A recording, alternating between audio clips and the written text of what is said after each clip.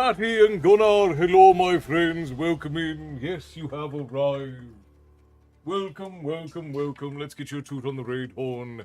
Here we go, 3, 2, 1.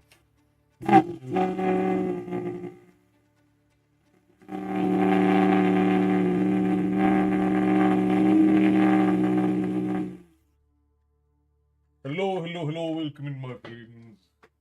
So, very good to see you. I take no responsibility for my goblin offspring. Well, that's very common here, in that we don't take responsibility for our offspring at all. Frost, Milo, hello, welcome in, friends. Alright, let's get our TikTok friends up.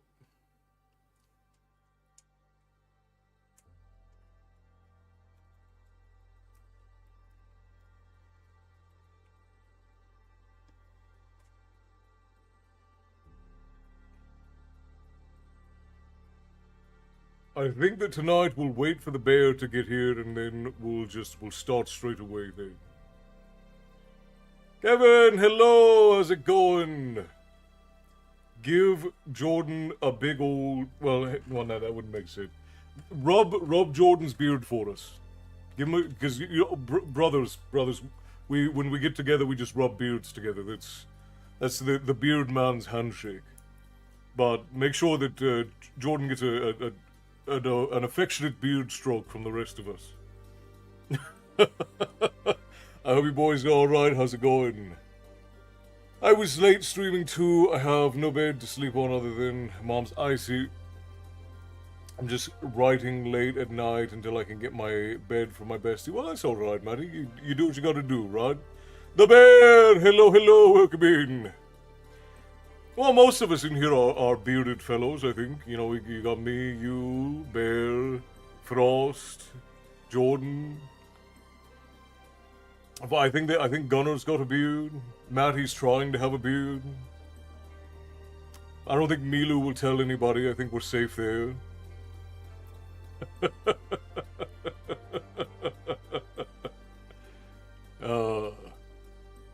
Yeah, Matty is trying very hard. He's putting in his best effort to beard himself up. Yeah, see, Gunnar's got his beard going. It's mostly bearded gentlemen here. We're in safe company.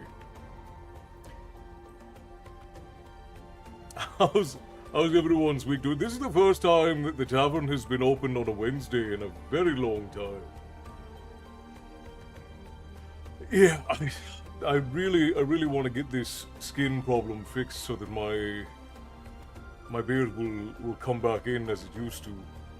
Milo, you legend! Thank you for resubscribing. Enjoy your wraith wisps there. Yeah, Matty's got his bum fluff. Sorry, it was in a time loop. That's alright, Gunnar. You alright? Destiny, hello, love. Yeah, it's Milo's 1 year subversary to the tavern. It is hard to believe it's been a year. I'm here, but it'll be in and out. That's alright, Destiny. Do what you have to do, love. I appreciate you showing up. It is hard to believe it's been a whole year. Which means it's also been a year since we've had a readathon.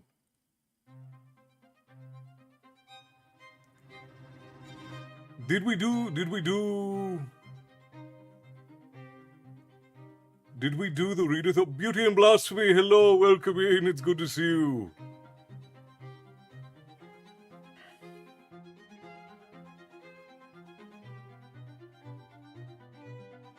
Finally on chapter 31, only 5 chapters left. That's a hell of an achievement, Matty. When was the last time we did a readathon? It's been a while.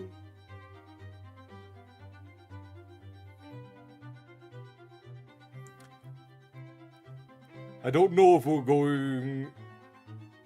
I'm a bit back and forth. This is true.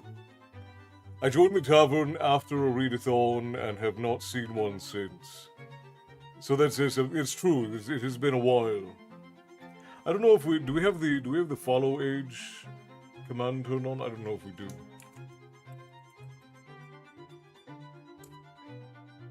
We do. No, we don't. Never mind. It says that it's broken. Oh, hang on. I can fix it. We had a plethora of technical issues yesterday, and it was... We almost got banned on Facebook, which was a royal pain.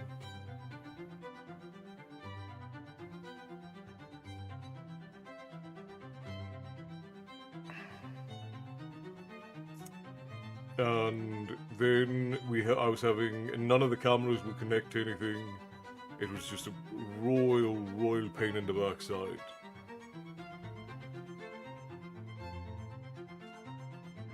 I became a regular while the last one was finishing. Yeah, that makes sense. Let's see. We have...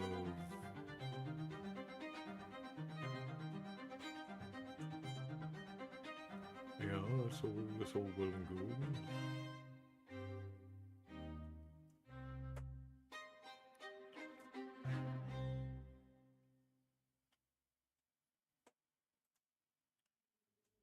Chat commands, there we go.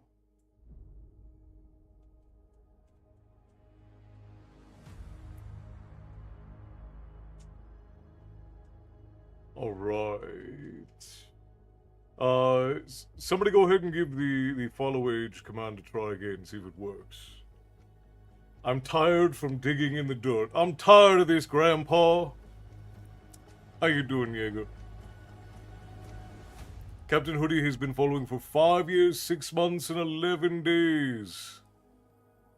Matty is almost at his 1 year anniversary for the tavern.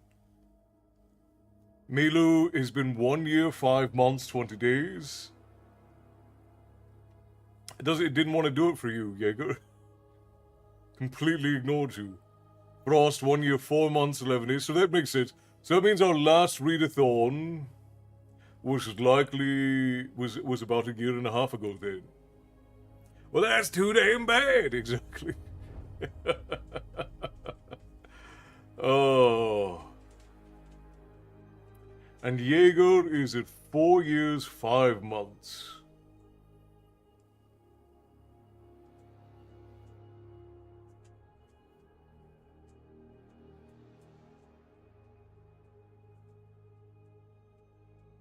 I remember because it was around my birthday. Yeah, it might have been. So 1.5 years. Yeah, wow, that was a long time ago. So the last time that we did a readathon was 1.5 years ago. Mine was there but lost in the chat vortex. Let's see. Milu, Matty, Destiny, and Gunner. Gunner is 1 year, 1 month, 19 days. Wow. That is wild.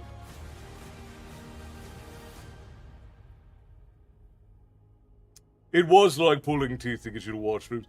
Jaeger is a much more he likes to be a much more active participant.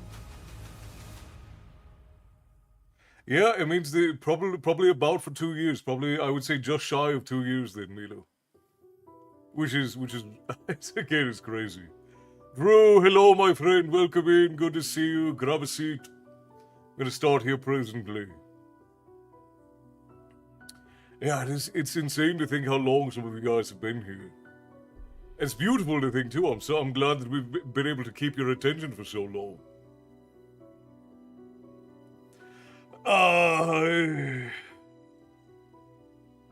Yeah, I don't think there is a follow edge command for Facebook. I can probably figure out how long people have followed me on Facebook, but I don't know for sure.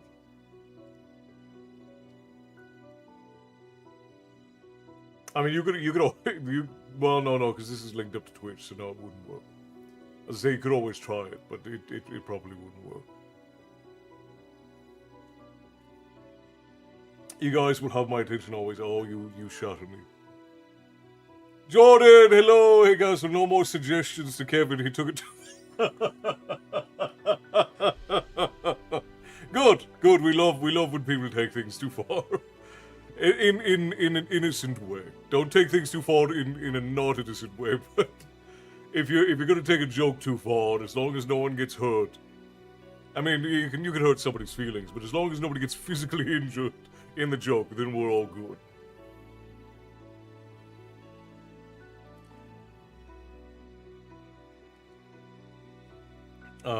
It's more than the stories that keep us here. I appreciate you for it, Frost. Rudy, hello, Castle. You have a great voice. Really great to hear your stories. Thank you, my friend. Glad you've decided to join us. Pull up a seat. We're going to be reading from A Darkness at Sethanon tonight. We are partway through, I think, chapter 7. And I think we'll be able to make it through chapter 8 as well tonight, maybe, perhaps. Yeah, because chapter 8 is roughly 20 pages. So I think we could probably get through, yeah, we can get through 30 pages tonight, I'm sure. What is on the menu for dinner for everyone? I had boots on, so it was fine. Even when I've just lurked, everyone here has literally helped me through some of my toughest days. Just by being accepting in their kindness. Thank you, everyone. Of course, Milo. It's my absolute pleasure and privilege to have you here. Takes a joke to space. Is that too far? No, you're fine. Space is fine. You can't take a joke too far.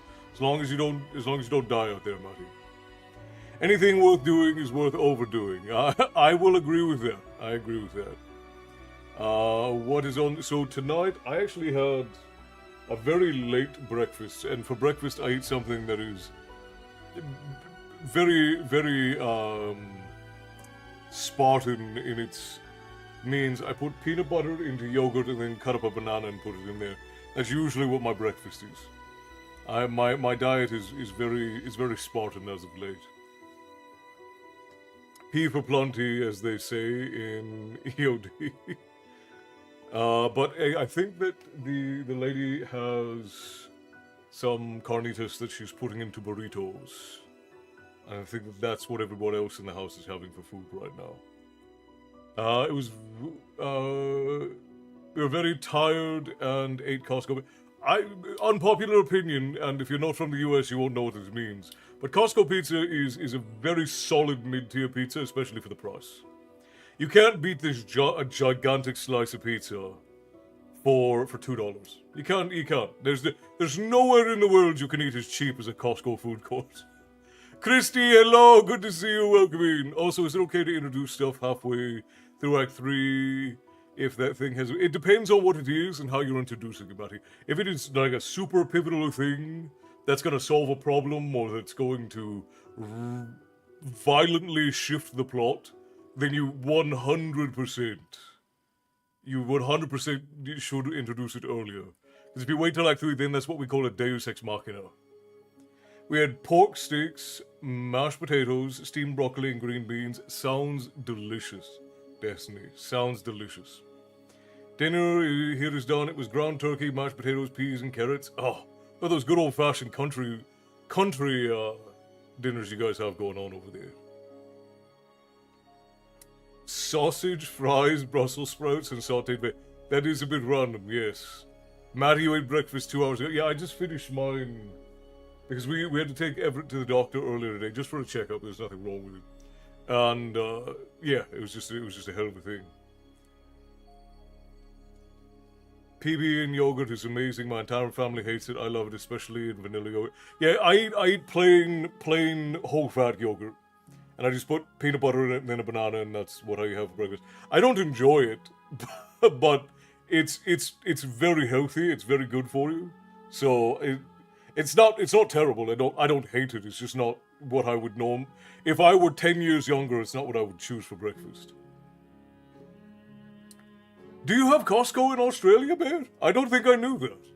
Costco pizza, you can not beat a whole pizza for 11. No, and like I said, it's a solid mid-grade pizza, right? Like it's a solid middle of the road, upper middle of the road pizza. I like Costco's a little bit better than Sam's Club Gross, but I agree with you. fundamentally. I introduced something that's more of a double-edged sword type thing. Again, as long as it doesn't drastically change the plot, you should be fine. I could go for some nice chicken pot pie with a perfect poured Guinness. Sounds solid to me, Drew. Tyson, hello, good to see you, brother. Local unpasteurized honey on mine as well. I try not to eat any sugar first thing in the morning, so the banana is my sugar. So I don't put any honey, I don't put any sweeteners or anything in it. I just do the banana, I do peanut butter, and I do the whole fat plain yogurt. Just got off work, so hot dogs and buns with potato salad, quick and easy. Yeah, you can't beat that. What, there's a Costco there too? Yeah, I didn't know that there was Costco in Australia. This makes me want to try Costco food. And again, like, don't think you're gonna have your mind blown by Costco food court food, but for what you pay for it, Costco food court food, like you can feed a whole family at a Costco food court for like $15. You can feed a family of 5 in a Costco food court for $15. Tell me anywhere in the world you can feed a whole family for $15 in modern day. It won't happen. It can't happen. Tonight I'll have steak, asparagus, and rice pilaf. Ooh, that sounds delicious, Connor. I saw someone take the cheese off a slice of Costco people, wrapped it around a hot dog, mind blown. Yeah, it's not bad. No, not bad. Yeah, and again, like, it's sort of middle of the road. It's not exceptional. It's not going to blow your mind. It's not the best pizza you've ever had. Not the best hot dogs you've ever had. But you can get a hot dog, a soda, and a slice of pizza for $5, $5 American dollars at a Costco. And it's not like the food is terrible. It's not really super bad for you. It's not super good for you either. But I mean, you can get a whole day's worth of calories for $11 at Costco.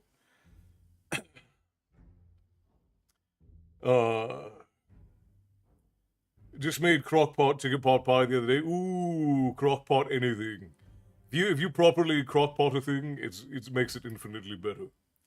Okay, most of the plot at this point is different from that thing anyway. It's more chapter-based thing. Yeah, then that's fine. If it's just like a discovery thing for that specific chapter, then it's fine. As long as it doesn't drastically change your plot or the character dynamics or anything like that. We have an Aldi as well. See, Aldi I know is more widespread because that's a German store, right? Like, Aldi's all over the place. Like, you've got Aldi in Scotland, you got it in Ireland, you got it in Germany, it's in most of Western Europe. I think they even have Aldi in Norway. I don't think they have it as far out as Iceland. But then you also have Aldi. I did know that Aldi was in Australia. Sam's Club pizza slices are huge and only $2 a piece. Yeah, and it's the same thing at Costco. Like, you get a slice of pizza that's like that for $2, which is insane. And you can get a gigantic pizza for $10. It's insane.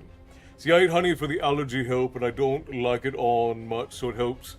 Yeah, honey is great. Like, if you take honey for health reasons, putting it in yogurt is a great way to do that, because then you don't have to deal with, like, the cloyingness of honey. We also have 3/4 cup of juice, but I like cold-pressed green or ginger grapefruit plus juice, not just kids' juice. It's the only juice I drink unless I'm sick. Then I drink real apple juice for the natural electrolytes. See, you got it all locked down, Milu. Let me tell you, it is better than Little Caesars. Yeah. I mean, it's not hard to be. Little Caesars is sort of the very, very bottom of the barrel. But yeah, Costco pizza costs the same as a Little Caesars pizza, and Little Caesars is definitely... There's no Aldi in Canada? That is shocking to me. That is very surprising. Well, no, it's not. It's not, because the corporate tax rate in Canada is very high. So there are a lot of shops that don't end up in Canada. So no, that makes sense. That makes sense.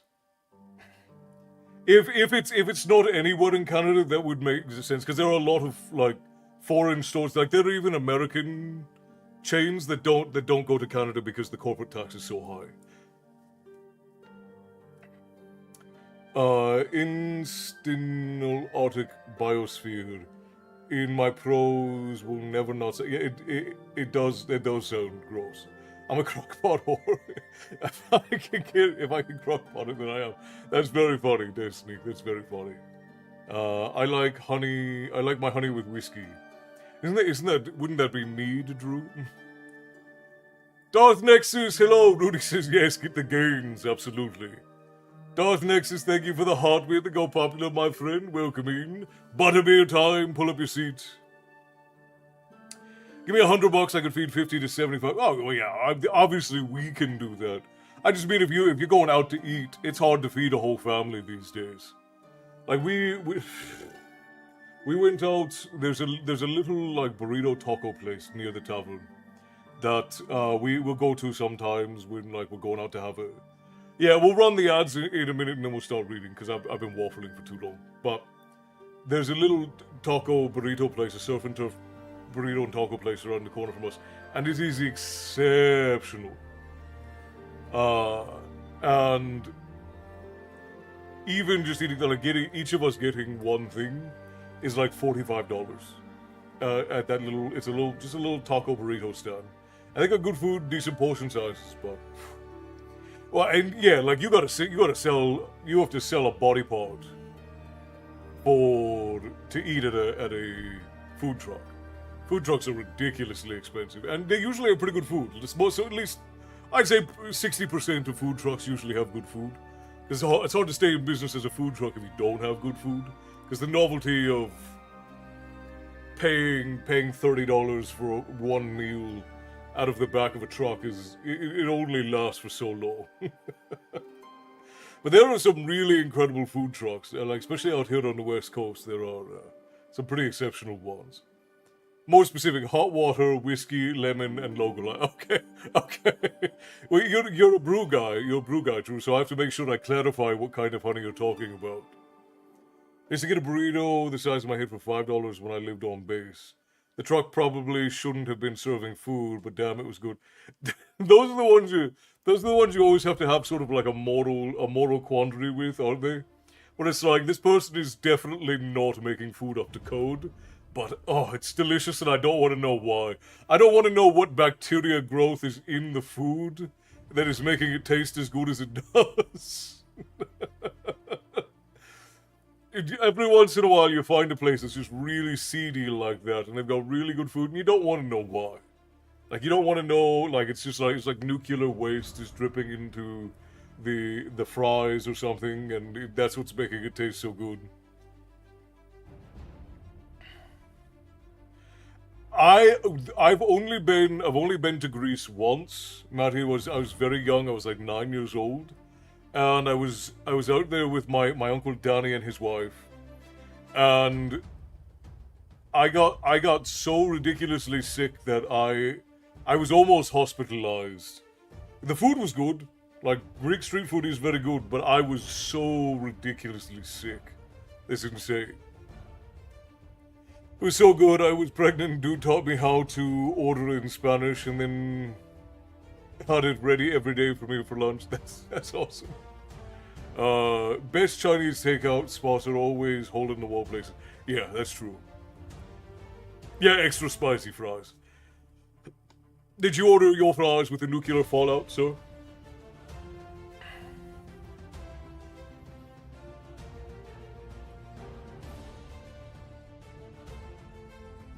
Yeah, well, and street food in most places is really good, but there are some places. As someone who lives in Greece, I can confirm the street food hype, yeah. Silent Willow, hello and welcome in. So very glad that you could join us, grab your seat. We don't normally just talk about street food, but we are right now. No, I ordered my fries with Nuka-Cola. All right. We're gonna run the ads for Twitch, and then I'm gonna get reading for you all. Okay. So we'll continue chatting, but Twitch friends, you're gonna go into ad hell here for about 3 minutes, and then we're gonna start again. Well, pretty much all street food has questionable standards. I've been to India, and I've been to Pakistan, and I've been to Iraq, and I've been to Afghanistan. And I've been to Dubai, and I've been to Abu Dhabi, and those were other places that I got very sick from eating the food and drinking the water. I got very sick. Now, a lot of that is just like when you travel, there's going to be things like bacterias and things in the food and in the water that your body's just not used to. But yeah, no matter where you go, street food is always almost always seedy. Yeah, it's when you travel, you're almost always gonna get sick because it's a difference. Esther, hello, good evening, Castle. Leslie, nice to see you. Hope you're having a wonderful evening and all is well with you. Much better today than it was yesterday. They do have open air markets for uncooked. Yeah, well, and there are a lot of places that do like the open air markets where everybody's cooking food, and you don't really need to worry about dying from any of these places because obviously these places would not be in business if you if they this is where locals come to eat. But also you have to realize that a lot of the locals have had a long time to build up resilience to the kinds of bacteria that are in the food and water as they're eating them, So you just have to be careful when you travel. Rick, hello! Speaking of not knowing what's in your food, HS5 out of the 8 Asian droids got able meat violations, meaning they don't have proof where the meat came from. Yeah, so that's so when you when you eat street food, you're always risking mystery meat. That's just the reality of it.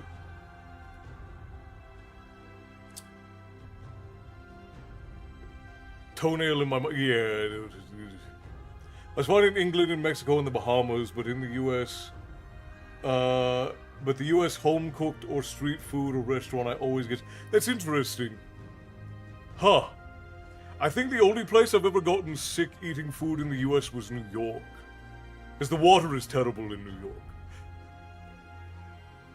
New York and Baton Rouge. New York and Baton Rouge have gotten sick in the US. Awesome news, Castle. I hope I didn't miss anything during your live. No, nothing yet. We're running ads for Twitch. Because Facebook almost banned us, so we have to make sure we keep Twitch happy. New York, I was actually okay, but I only drank bottled water. You gotta be careful with those. Those in Dubai don't like the Flintstones but those in Abu Dhabi do. I love it. They could not tell me, but we got a 12-hour temporary ban on Facebook that could have led to a permanent posting ban. No. 9. Stop it. I can see you, dummy. Go. I just cleaned that. I don't need your hair all over this furniture again. Doofus. In India, tap water isn't safe. Well, there are a lot of countries where you just really shouldn't drink the water. And again, like, I would not drink groundwater in New York. Because groundwater in New York is terrible. Never got so sick. Yeah, you got to be really careful. I got sick one time. They told me they didn't fry the shellfish with anything. That was a lie. Yeah, that's another thing you have to be very careful of. Sorry, Milo. I went off on a tangent. Facebook essentially said that we were exhibiting spam-like or bot-like behavior, and so our account had been flagged for spam-like or bot-like behavior. And so we had a 12-hour temporary ban, and it actually caused quite a bit of harm to our Facebook reach that I am now working to fix, and I'm not very happy about that, but it is what it is. As long as I can still make stories for you all and they can get to as many of you as possible, that's all I really care about.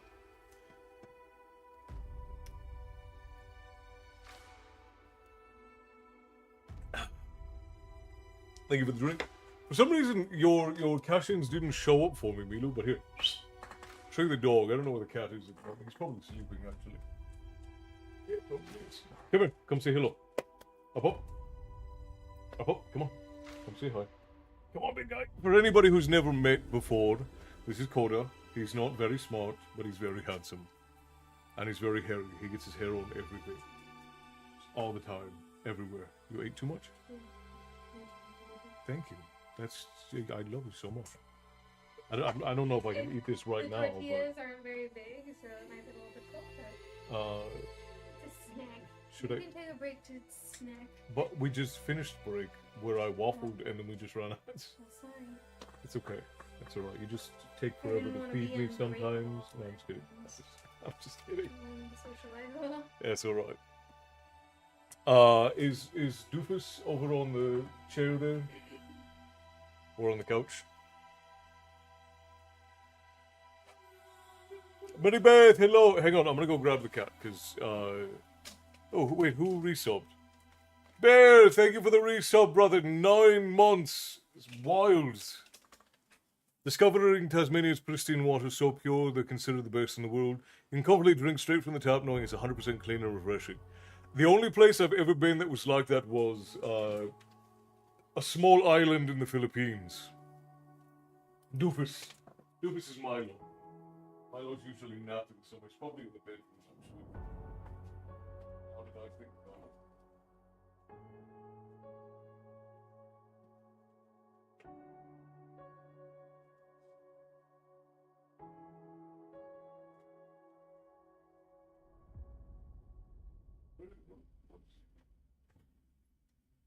Yeah, I knew it.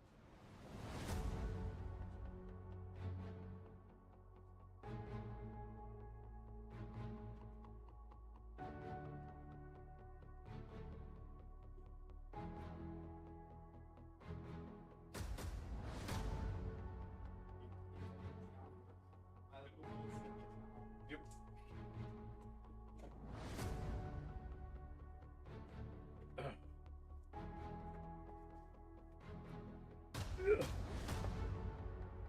And here is Milo. Boo is asleep. Milo is also asleep, but Milo is not allowed to sleep during the day. Because if he does, then he runs around and acts like, right terror at night. I've always wanted to try water from a blue zone. What is that specifically, Rudy? I don't know if I know what a blue zone is. But yeah, this is Doofus. This is Milo. He's not allowed to sleep during the day. Because if I let him sleep during the day, he'll run absolute circles at night, cause all kinds of terror and problems, and keep me and the lady awake. But look how big he is. He's a baby. He's what? How old is he? He's 7 months old, yeah? Lovey? I think he was born in March. So, yeah, about 8 months old. He's still a baby. He's gonna grow for another almost year and a half. Teresa, hello, hello. Look how giant he is. He's trying to fall asleep on me. Blue zones are areas in the world where people in a region live to 100 years old, so it's possible to be the richest mineral dense. Oh, I see. Yeah. Okay.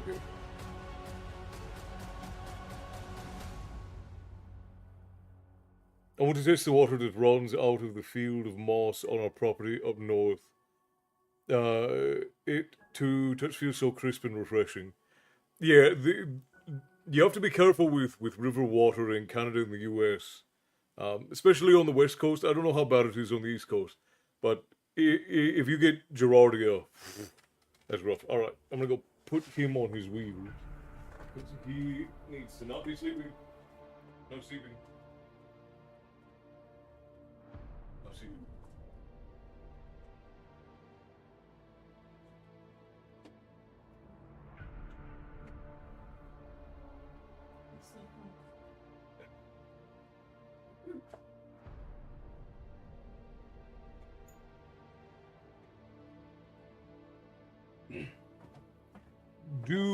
No, you haven't missed anything, Teresa. I haven't even gotten started yet.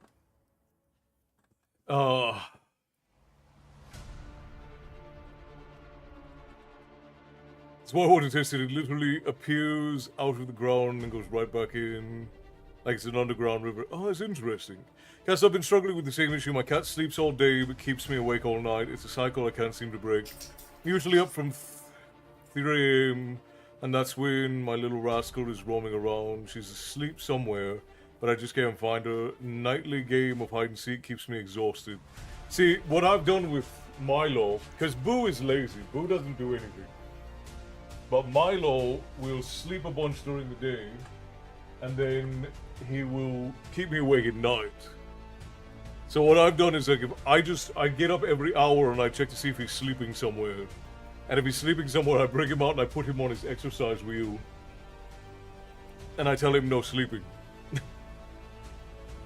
And it's worked for the most part. Since I started doing it, he's sleeps pretty much through the night. So it's alright. My friend is an old farm that is quartz crystals that pop out of the ground, best tasting water ever. That's fascinating, Maribeth. That is very fascinating.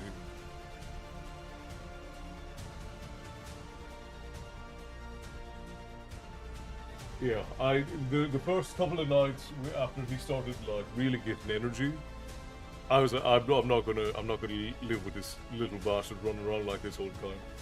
So now every time I catch him sleeping, where did he go? Did he go over to you? Yeah. Where is he at? Sure, no sleeping. Immediately goes to chair, goes back to sleep. No sleeping. The baby. No sleeping. He doesn't need naps. He can sleep at night with the rest of us. No sleeping. Exercise only. No sleeping. There you go. Do you guys mind if I eat what the lady brought me real quick? I promise I will be very quick, and then we can start reading. Yeah, so it's usually just through the day. Through the day, I'm going over and I'm waking him up about every hour.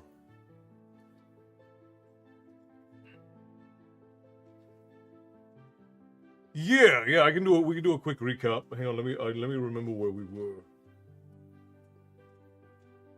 Okay, so where we left off, we were with Pug and Tomas, and Pug and Tomas are on this other planet where the Dragon Lords at some point were. And they came across these like lion tiger men who were apparently made by one of the Dragon Lords, who Ashen Shagor, who is Tomas's soul, made them at some point. And apparently these people were freed by Ashen Shagor. So first they attacked them, and then they realized that that wasn't gonna work. So the Tiger Men gave up, and then the leader of the Tiger Men leads them to the realm of the dead, and that's where we're at now. We stopped just before they entered the what was it? Yeah, the city of the dead gods is where they were going, and then they have to go to the Hold of the Dead.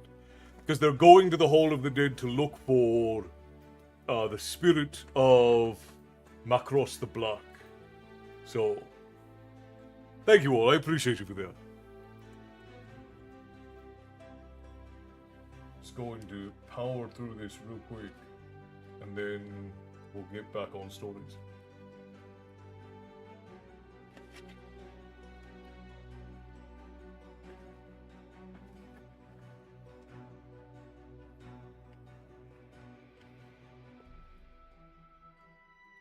The house that I grew up in had an artisan well. Our tap water was the best water I'd ever had. Could have bottled it and sold it. There are some places, like nowhere in California, can you get really good groundwater anymore. But there are some places, like some places in the south and some places farther up north, where the well water is just so good. It's incomparable. Well, bless you, my love. Yeah, and I appreciate you guys letting me. I hate when people eat during lives. That's why I ask. Because to me, it's and I don't mean that I hate when people are eating. When people sit and they eat very loudly on stream, I don't enjoy that.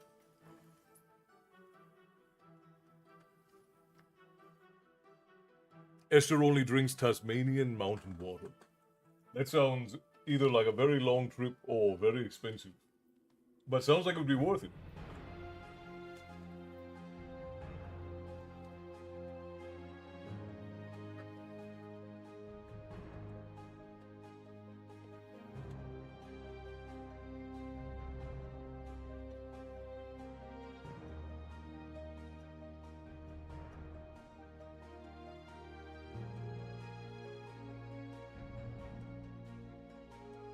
We have a well, and I'll never go back to city water.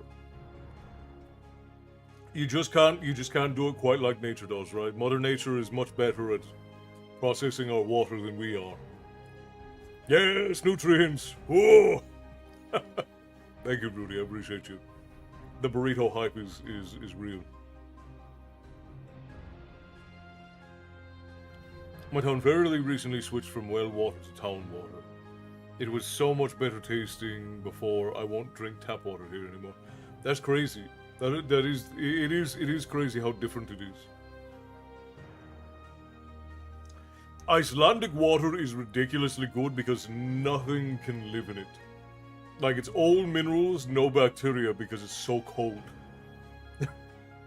Like, it's very hard to get sick off of Icelandic water because it's so cold there. Actually, 10 liters of Osa Tasmanian water costs about $4.74 each. That's not terrible, I think.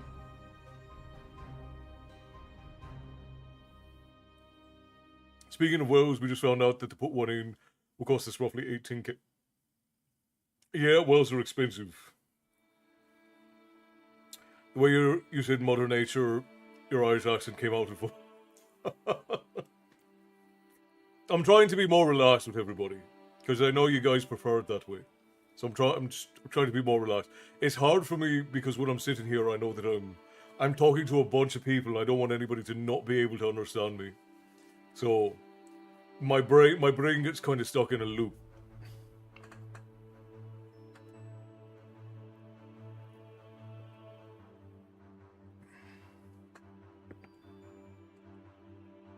My brain will get stuck in this loop of, oh, if you talk like a Mick, people aren't going to be able to understand you.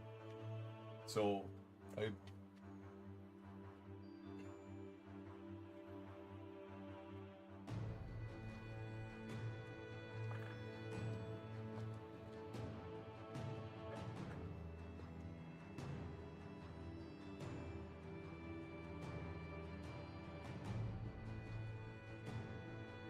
absolutely, Esther, absolutely.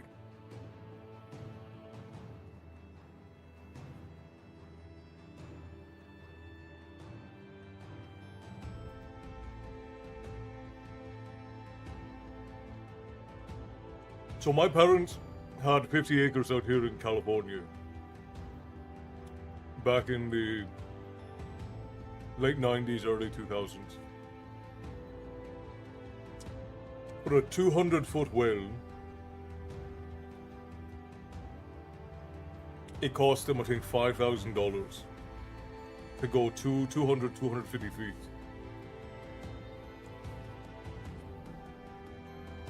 And now that same well would, out here in California, would be like probably $30,000. Oh, talking about my littlest is obsessed with the chupacabra. He's watched videos and wants to read stories about him. What's not to love about a good goat sucker, right?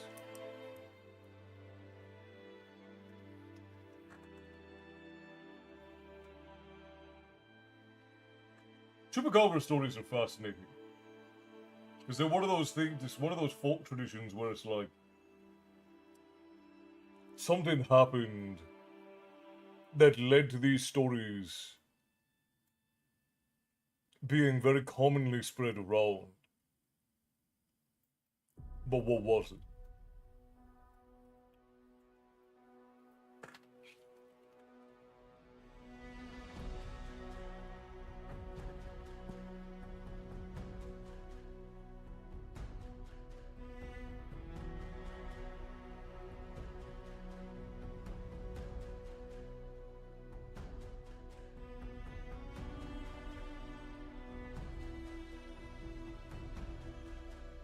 I was just saying, Matty, there are some folk in the tavern who, including my eldest sister, by the way, who you bring up Wendigos or Skinwalkers, and they're like, no, don't say the name.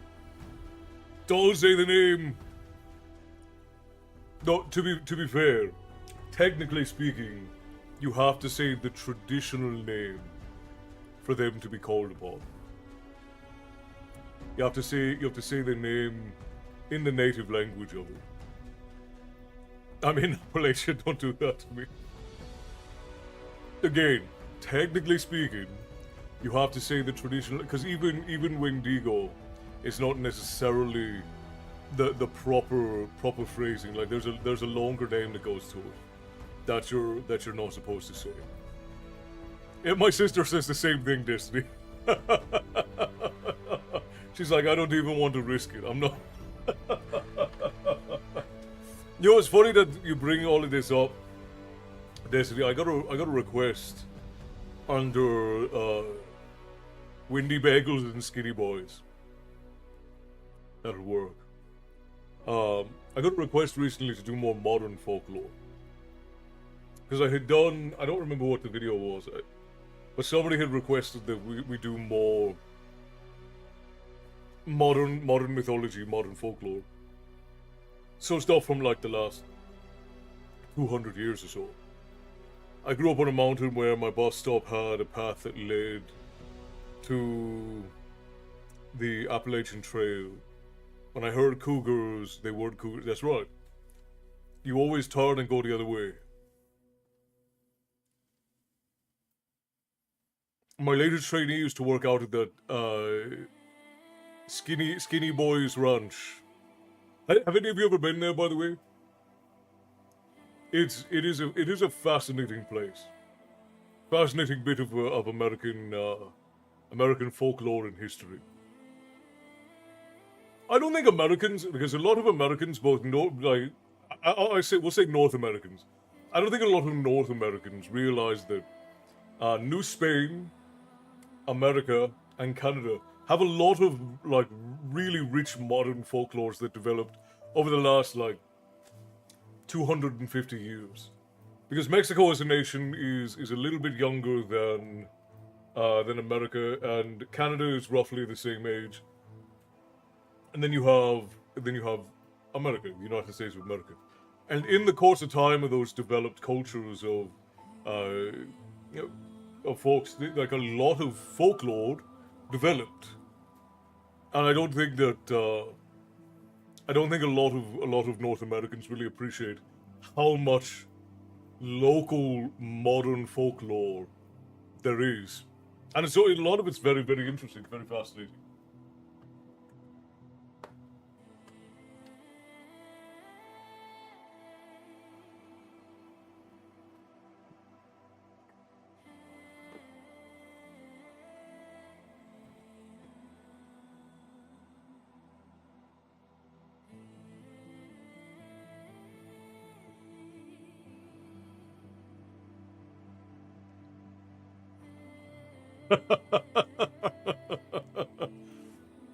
My daughter won't let anyone whistle in the woods. Her dad has some Native American.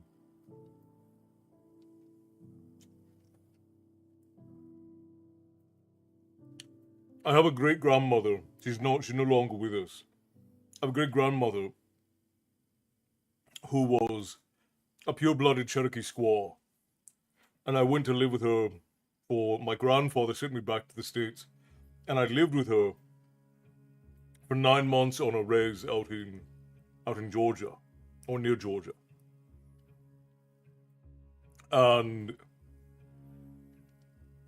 I learned from like the traditional storytellers out there when I was very young, and a lot of the native Cherokee folklore and the other tribes that were around them.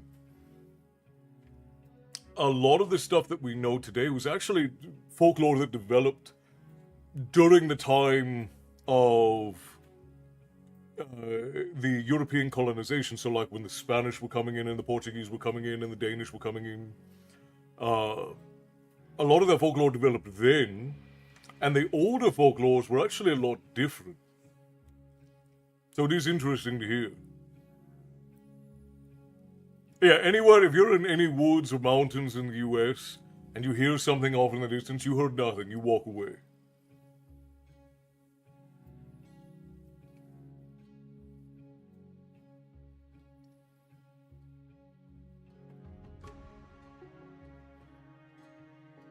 Crocs drop bears and yowies and the snakes. You see, the thing is,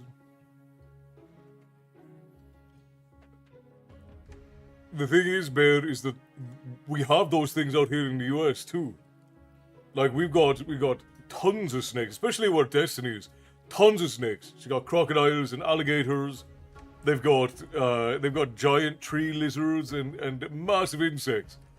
But the folklore out there is terrifying. Digger, hello. I was coming to say hi. I hope you're well. I hope you're well. I hope you and Dimples are doing well. Very good to see you.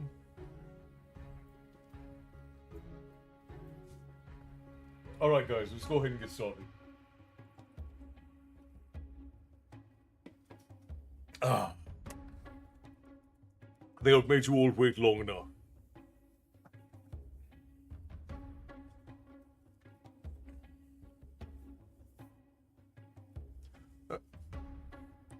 AFK for a bit. That's alright, Frost. Do what you gotta do, brother. Do what you gotta do.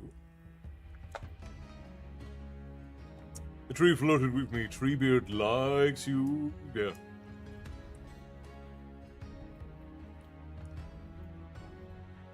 The March of the Ents is one of the saddest things that Pokey never wrote. It's the refusal of the death of hope. I'm glad, Esther. I'm glad all of you guys enjoy waffling, because otherwise we'd all be in for a bad way of it.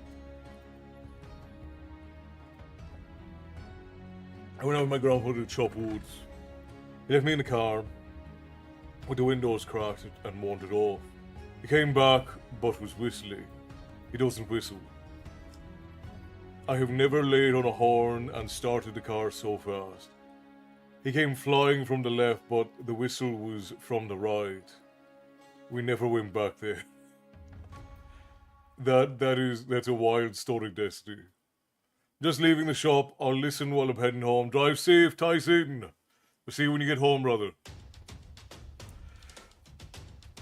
Alright, kids. Let's go ahead and begin.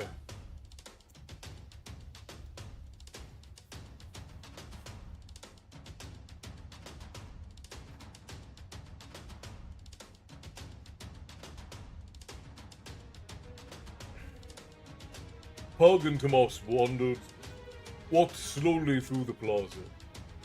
Pug took mental note of every wonder. Oddly shaped buildings, hexagonal, pentagonal, rhomboidal,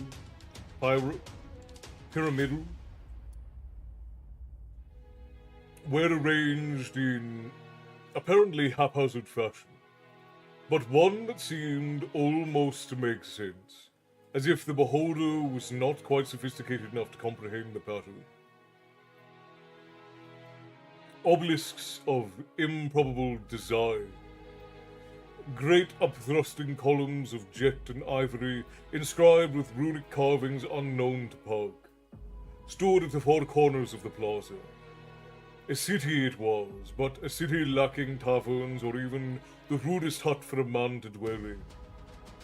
For in every direction they could travel, only tombs rose up, and upon each a single name was inscribed over the entrance. Who built this place? Pug wondered aloud. The gods, Tomas replied.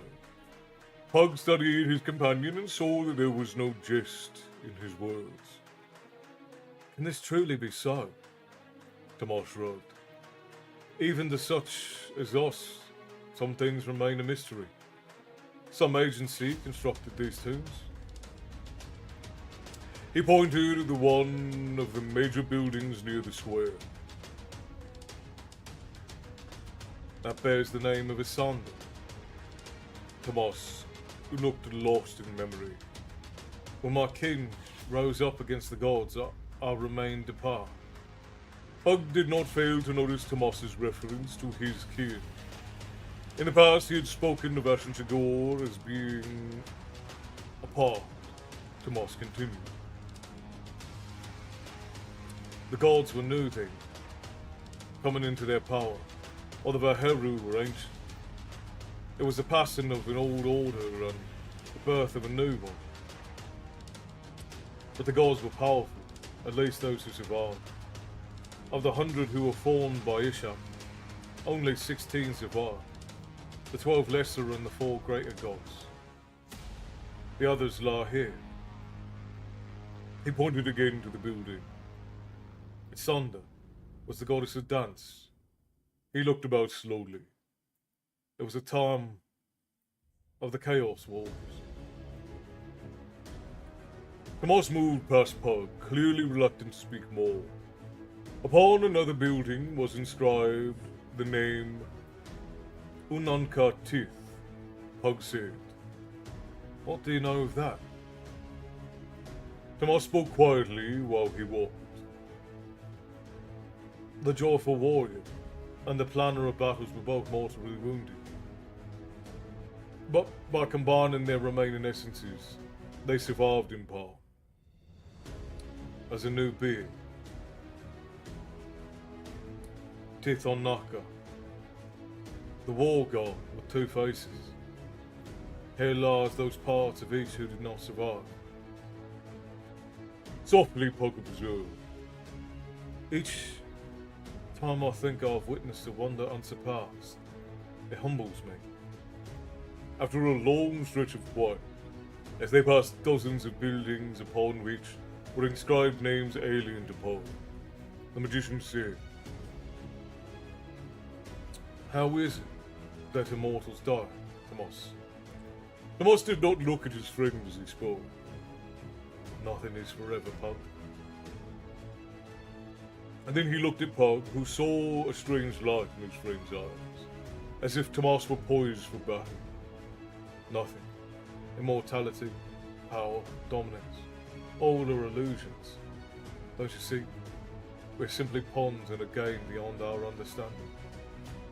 Pug let his eyes sweep over the ancient city. Its strange assortment of buildings, half overgrown, with lianas. That is what humbles me most. No. We must seek one who might understand this game, Macross. He pointed at the gigantic edifice, a building dwarfing those above it. Upon it was carved 4 names: Sarik, Drusalla, Aortis, and Wodar Hospor. Tomas said, "The monument to the lost gods." He pointed to each name in turn. The lost god of magic, who, it's thought, hid his secrets when he vanished, which may be why only the lesser path rose up in this world, among men. Drusalla, goddess of healing, whose fallen staff was picked up by Song, who keeps it against the day of her sister's return. Aortis, old dolphin tail, the true god of the sea. Killian now holds sway over his dominion. She is the mother of all nature. And Wodar Haspel, the lawkeeper who, alone among all beings below Isha, knew the truth.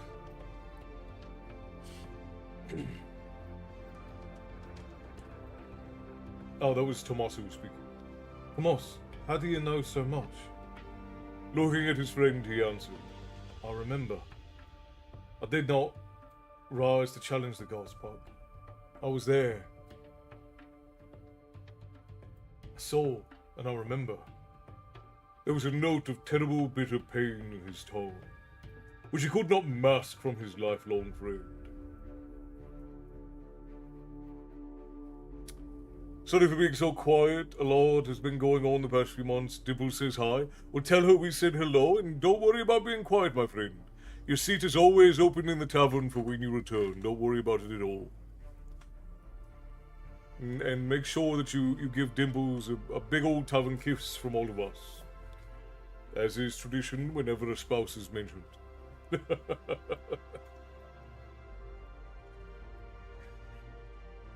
They began to walk on, and Pug knew Tomas would speak no more on this subject. At least for the present. Tomas led Pug into the vast hall of the four lost gods. A fey light illuminated the temple, filling the gigantic room with an amber glow. Even to the high-vaulted ceiling, no shadows existed. On each side of the hall, a pair of gigantic stone thrones sat empty and waiting. Opposite the entrance, a vast cavern led away into darkness. Pointing to the black maw, Tomas said, "That is the hall of the dead." Without comment, Pug began walking, and soon, both were engulfed in blackness.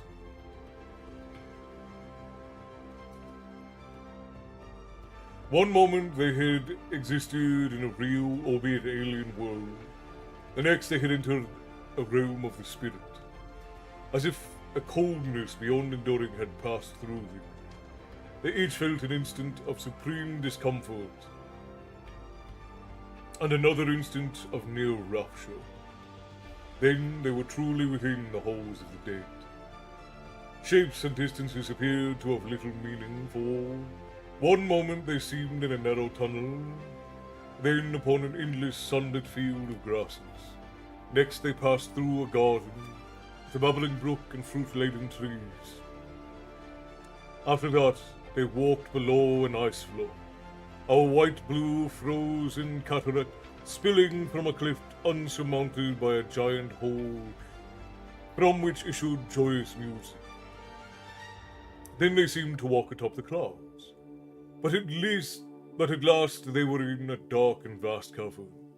Ancient dead rock vaulting away into a darkness beyond any eye's ability to penetrate. Pug ran his hand over the rock and discovered the surface to have a slippery feel, as of soapstone.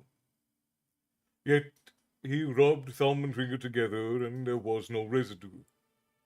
Pug put away his curiosity. A broad river slowly flowed across their path, and in the distance they could see another shore through the dense mist. Then from out of the fog came a wherry with a single figure hidden by heavy robes at the stern, propelling the craft by means of a scull. As the boat floated gently near the shore, the figure raised a large oar out of the water in motion for Tomas and Pug to board. "A ferryman," said Pug. "It is a common legend. At least here it is true. Come."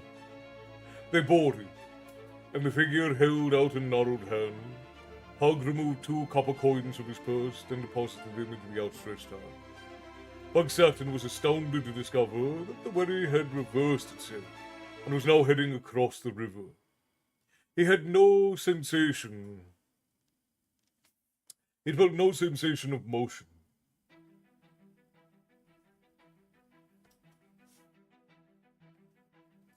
A sound from behind caused him to turn, and over his shoulder he saw vague shapes on the shore they had left, quickly hidden by the mist.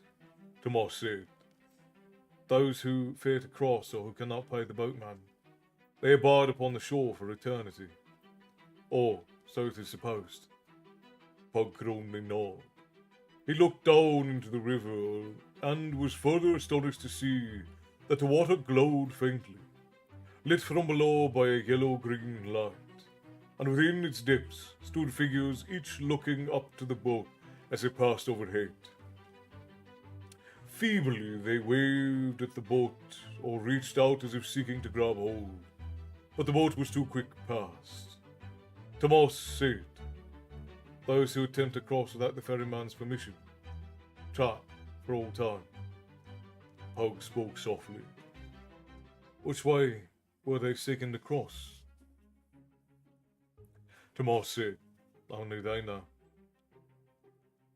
The boat bumped against the shore, and the ferryman silently pointed. They disembarked, and Pug glanced back to discover the wherry gone from sight. Tomas said, "It's a journey that may be taken in one direction only. Come." Pug hesitated, but realized the point of no return had been crossed, and reluctance was useless. He gazed at the river for a last lingering moment, quickly followed by Tomas.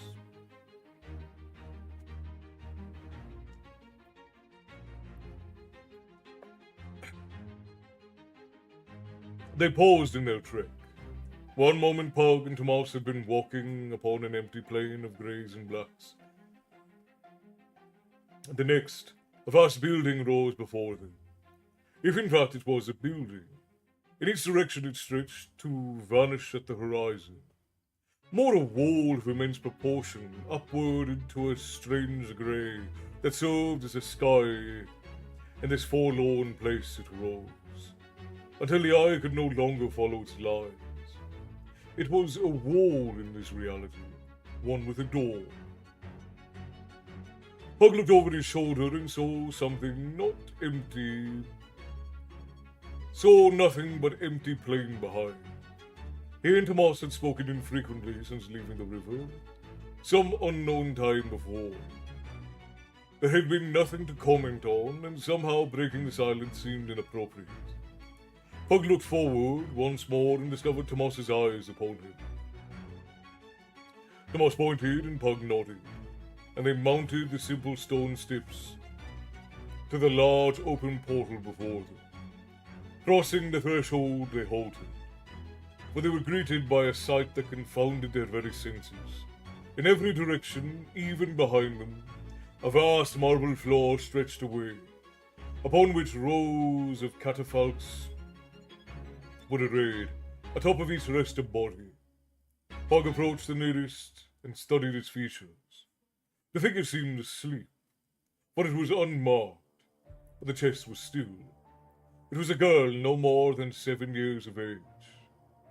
Beyond lay men and women of every description, from beggars and tatters to those wearing royal raiments. Bodies old and ravaged, and those shattered or burned beyond recognition, lay beside bodies unmarked. Infants dead at birth lay beside withered ancient crones. Truly they were now in the halls of the dead. Tomas said softly, "It seems one direction is much the same as another." Pug shook his head. "We are within the boundaries of eternity. I think we must discover a path, or we shall wander without let for ages. I do not know if time has any meaning here, but if it does, we cannot afford to idle it away." Pug closed his eyes and concentrated. Above his head, glowing mists gathered, forming into a pulsating globe that began to rotate rapidly. A faint white light could be seen within. Then the conjuration vanished. Pug's eyes remained closed. Tomas watched quietly. He knew Pug was using some mystic sight to scout in moments what would have taken years on foot. Then Pug's eyes were opened and he pointed. "That way." Figures waited quietly without the portal to the next hall. It was an oddity of this place that from one angle more corpses could be seen stretching away in every direction, forming a chessboard of reclining figures. But from another angle, a new wall was visible, one with another arched portal. Before it, more than 1,000 men and women, boys and girls stood silently. While Pug and Tomas approached, one of the reclining figures sat up, dismounted the catafalque to walk past them and join those who were waiting by the door. Pug looked back and saw another figure approaching from a different direction. He glanced at the just vacated catafalque and saw another body had appeared in the place of the former occupant. Pug and Tomas moved past those who hovered by the door, discovering they took no notice of the newcomer's presence. Pug reached out and touched the child's shoulder, and the small boy absently brushed at Pug's hand, as if an insect had briefly alighted there. But the boy betrayed no other awareness of the magician. Tomas indicated with a jerk of his head they should continue. Through the door they found more people standing in lines that led away, beyond the limits of perceptions. Again there was no reaction to their passing. Quickly the two men walked toward the head of the line. Erin! Hello, hello! Welcome in. Careful jumping through the window, you might trip. For what seemed hours, a light had been brightening before them. Thousands of figures formed silent lines, facing that brilliance, each seemingly without impatience. They passed those who stood, turned towards the light, expressions impossible to fathom upon their face.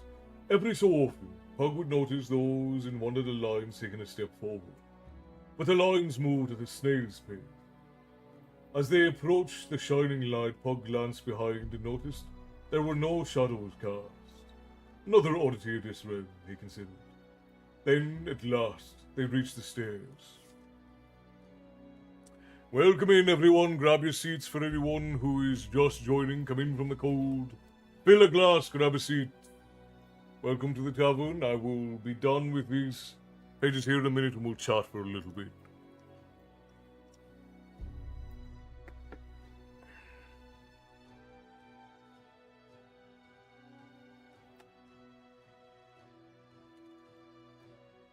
Atop a dozen steps sat a throne, surrounded by golden brilliance, with something almost like music that trickled to the edges of Pug's hearing.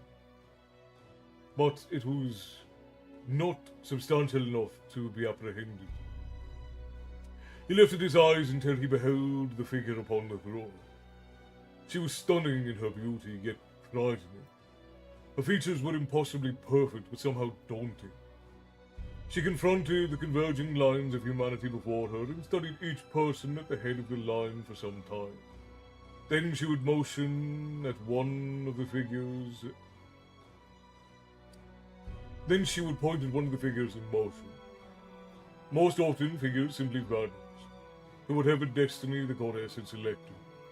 But occasionally one would turn and begin the long trek back toward the plain of catafalques. After some time, she turned to regard the two men, and Pug's gaze was captured by eyes like sooty coal, flat, jet without any hint of warmth or light contained therein, the eyes of death. Yet for all her fearful demeanor, a face the color of white chalk, she was a figure of incredible seduction, one whose lush form cried out to be embraced. Pug felt his being burn with the need to be gathered within the folds of her white arms and to be taken to her bosom. Pug used his powers to set aside those desires, and he stood his ground. When the woman upon the throne laughed, it was the coldest, deadest sound Pug had ever heard. Welcome to my domain, Pug and Tomas. Your means of arrival is unusual. Pug's mind reeled and raced. Each word from the woman was an icy stab through his brain, and a chilled pain, as if merely to comprehend the goddess's existence was something nearly beyond his ability. With certainty, he knew that without his training and Tomas's heritage, they would have been overwhelmed, swept away, most likely dead by the force of her uttered words. Still, he maintained his equilibrium and stood his ground. Tomas spoke. Lady, you know our needs. The figure nodded. Indeed. Better than yourselves, perhaps. Then will you tell us what we need to know?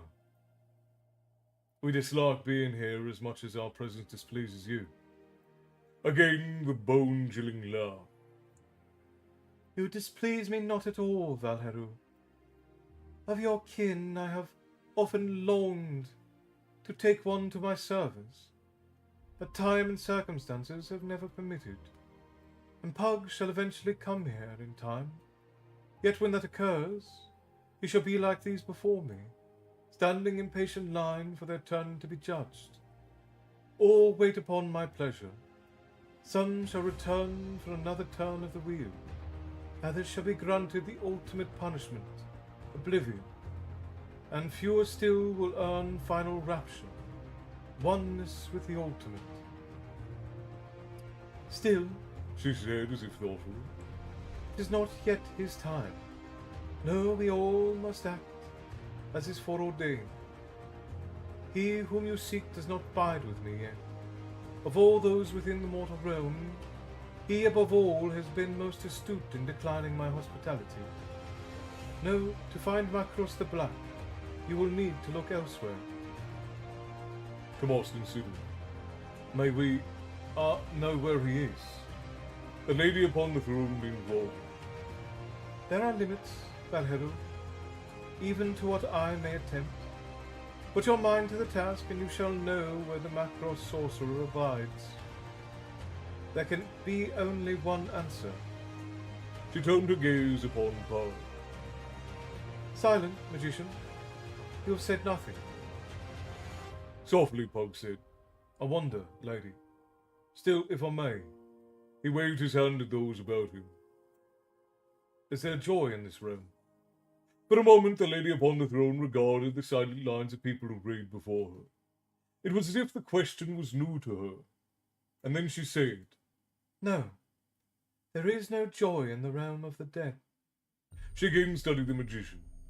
But consider, there is also no sorrow. Now you must away, for the quick may abide here a short while only, and there are those within my realm who would distress to apprehend you. You must go. Tomas nodded, and with a stiff bow led Pug away.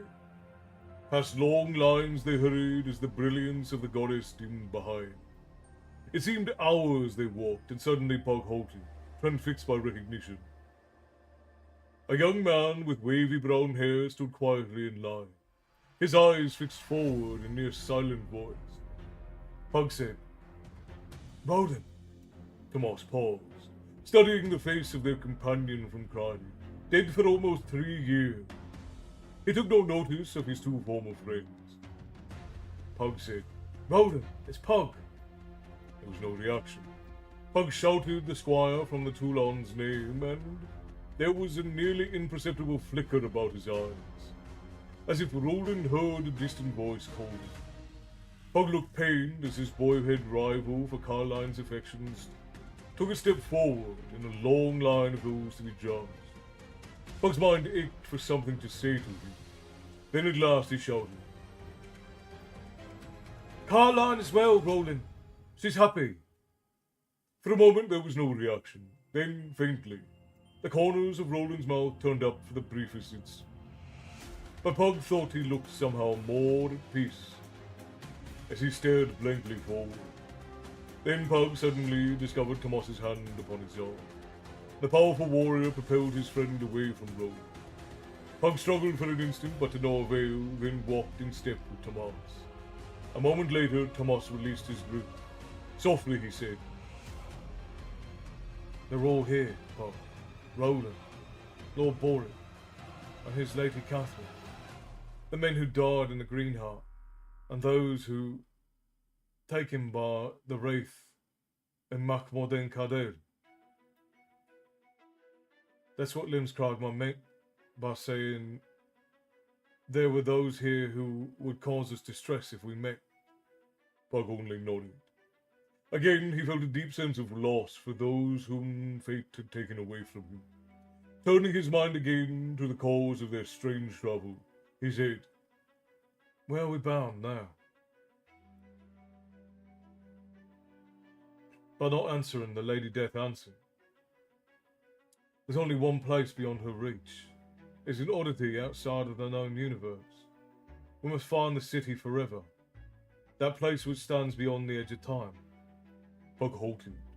Looking about, he noticed they had again passed a vast plain of bodies, all arrayed in neat rows. The question then is, how do we find it? Pug reached out and placed a hand upon Pug's shoulder, covering his eyes. A bone-wrenching chill passed through the magician, as he suddenly found his chest exploded in hot fire, as he sucked in a lungful of air. His teeth clattered and he shook, a fierce, uncontrollable trembling as his body coiled and uncoiled in knots of pain. He moved and discovered that he was lying on a cold marble floor. Tomas's hand was gone and his eyes... From his eyes, and he opened it. He lay upon the floor of the Temple of the Four Lost Gods, just before the entrance of the dark cavern. Tomas rose on wobbly legs a short distance away, also pulling in ragged gasps of air. Puck saw that his friend's face was pale and his lips were blue. The magician regarded his own hands and saw that his nails were blue to the quick.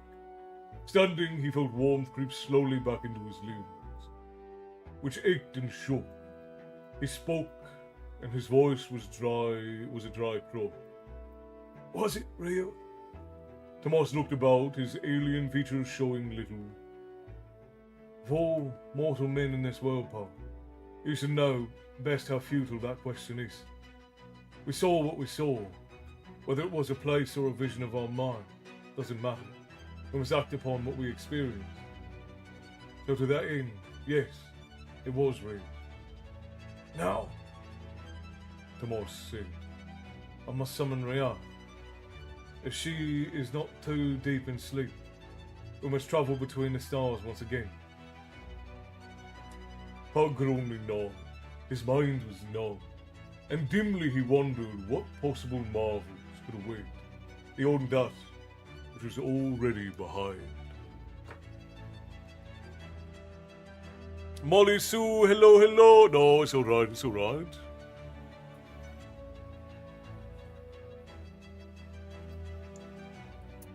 Alright, friends, we're going to take a quick break. I'm going to pop up and stretch real quick. Thank you for the drink, Bear. Thank you for the posture check. I'm going to pop up for a quick stretch, and then when I come back, we're going to do probably about another hour and a half of reading. So we got one more chapter to go, about 20 pages, and we should be all good to go. Molly Sue, it's good to see you. Welcome in. So everyone, refill your drinks, refresh, and we will be right back.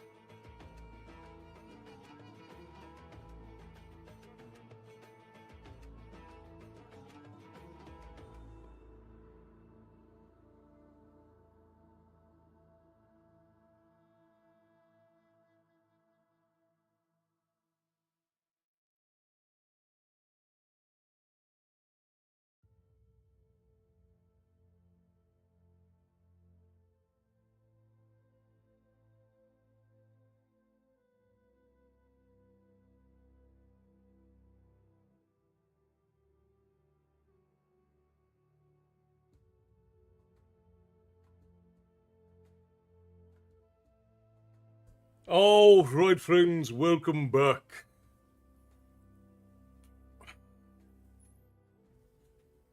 I don't think 3PO is much of a protocol droid. I mean, he was calling Luke Master Luke before he'd even entered any training, let alone being granted the rank of Master.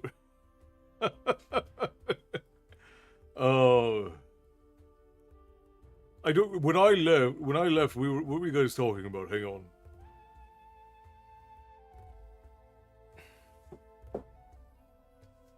Yeah, I think you guys.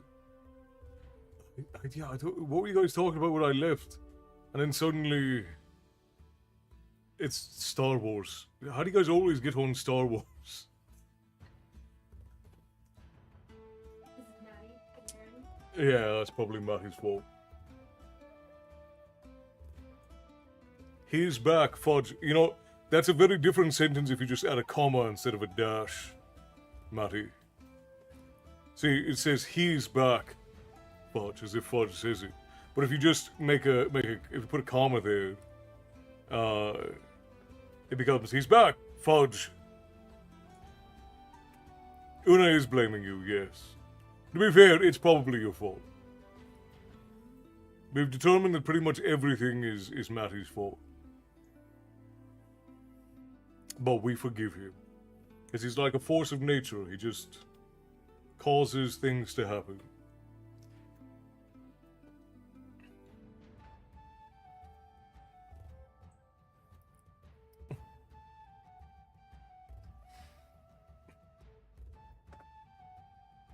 Alright, so the next chapter is called Yabon, which means we're going to be back in Mid-Kemia. And I assume we're back with Arutha and his crew now. Yeah, so we're with Arutha, Rold, Lottie, Jimmy the Hand, and Lockhart. Or Locklear, sorry. So we're back on the heading up to the north, pretending Arutha is dead mystery train. And we're gonna probably find out a little bit more about what exactly Arutha's up to. A horse of the tavern, could be that too. Alright, are we ready for another chapter, friends? I think we can squeeze the whole of this chapter. I think we can get done in the next 90 minutes or less. Etienne Blasphemy says always, alright. That's one vote for yes. Ross says of course. I mean, really two votes is all we need.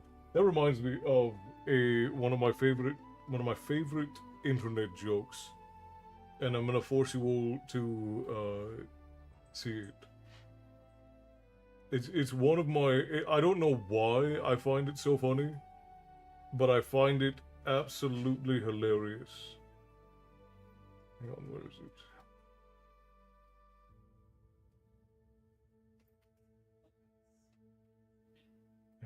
Hang on.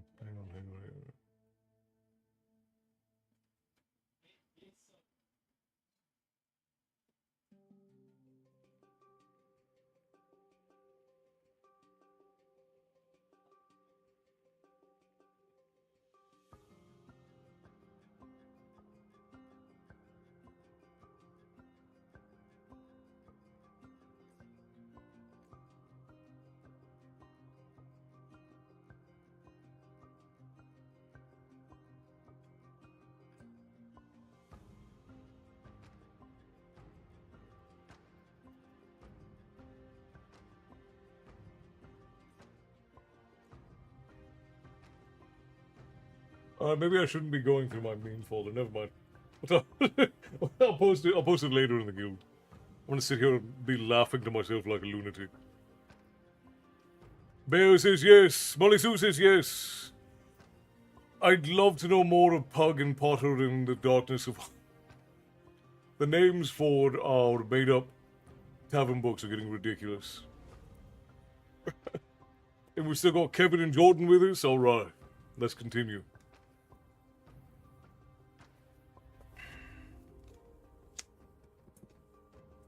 Fill your mugs, grab a seat, settle in.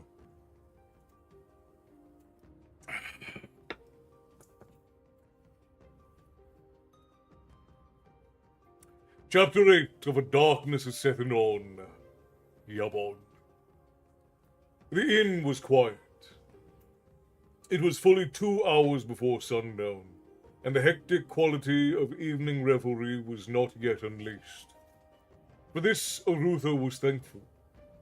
He sat as deep in the shadows as he could, Rold, Lorry, and the 2 squires occupying the other chairs. His newly cropped hair shorter than he had worn in years, and his thickening beard lent him a sinister appearance, giving credence to their impersonation of mercenaries. Jimmy and Locklear had purchased more common travel clothing, in Quester's hue, burning their squires' tunics. In all, the 5 of them looked to be nothing more than a simple crew of unemployed fighting men. Even Locklear was convincing, for he was no younger than some of those who passed through, aspiring young bravos seeking their first tour of duty. They had been waiting 3 days for Martin, and Arutha was growing apprehensive. Given the timing of the message, he had expected Martin to reach Ilth first. Also, each day in the city increased the chances of someone remembering them from their last encounter here. A tavern brawl ending in a killing, while not unique, was still something to cause a few to remember a face. A shadow crossed the table, and they looked up. Martin and Baru stood before them. Arutha rose slowly, and Martin calmly extended his hand. They quietly shook, and Martin said, "Good seeing you all. Good seeing you well." Arutha smiled crookedly. "Good for me also." Martin's answering smile was his brother's twins. "You look different." Arutha only nodded. Then he and the others greeted Baru, and Martin said, "How did he get here?" Said, pointing at Jimmy. Laurie said, "How can you stop him?" Martin looked at Locklear and raised an eyebrow. "There's one face I don't recognize, though. I don't recall the name." "That's Lockie." "Jimmy's protege," Rold added with a chuckle. Martin and Baru exchanged glances. The tall Duke said, "2 of them," Arutha said. "It's a long tale. We should tarry here as little as possible." "Agreed," answered Martin. "But we'll need new horses. Ours are weary, and I expect we still have a long road before us." Arutha's eyes narrowed, and he said, "Yes, very long."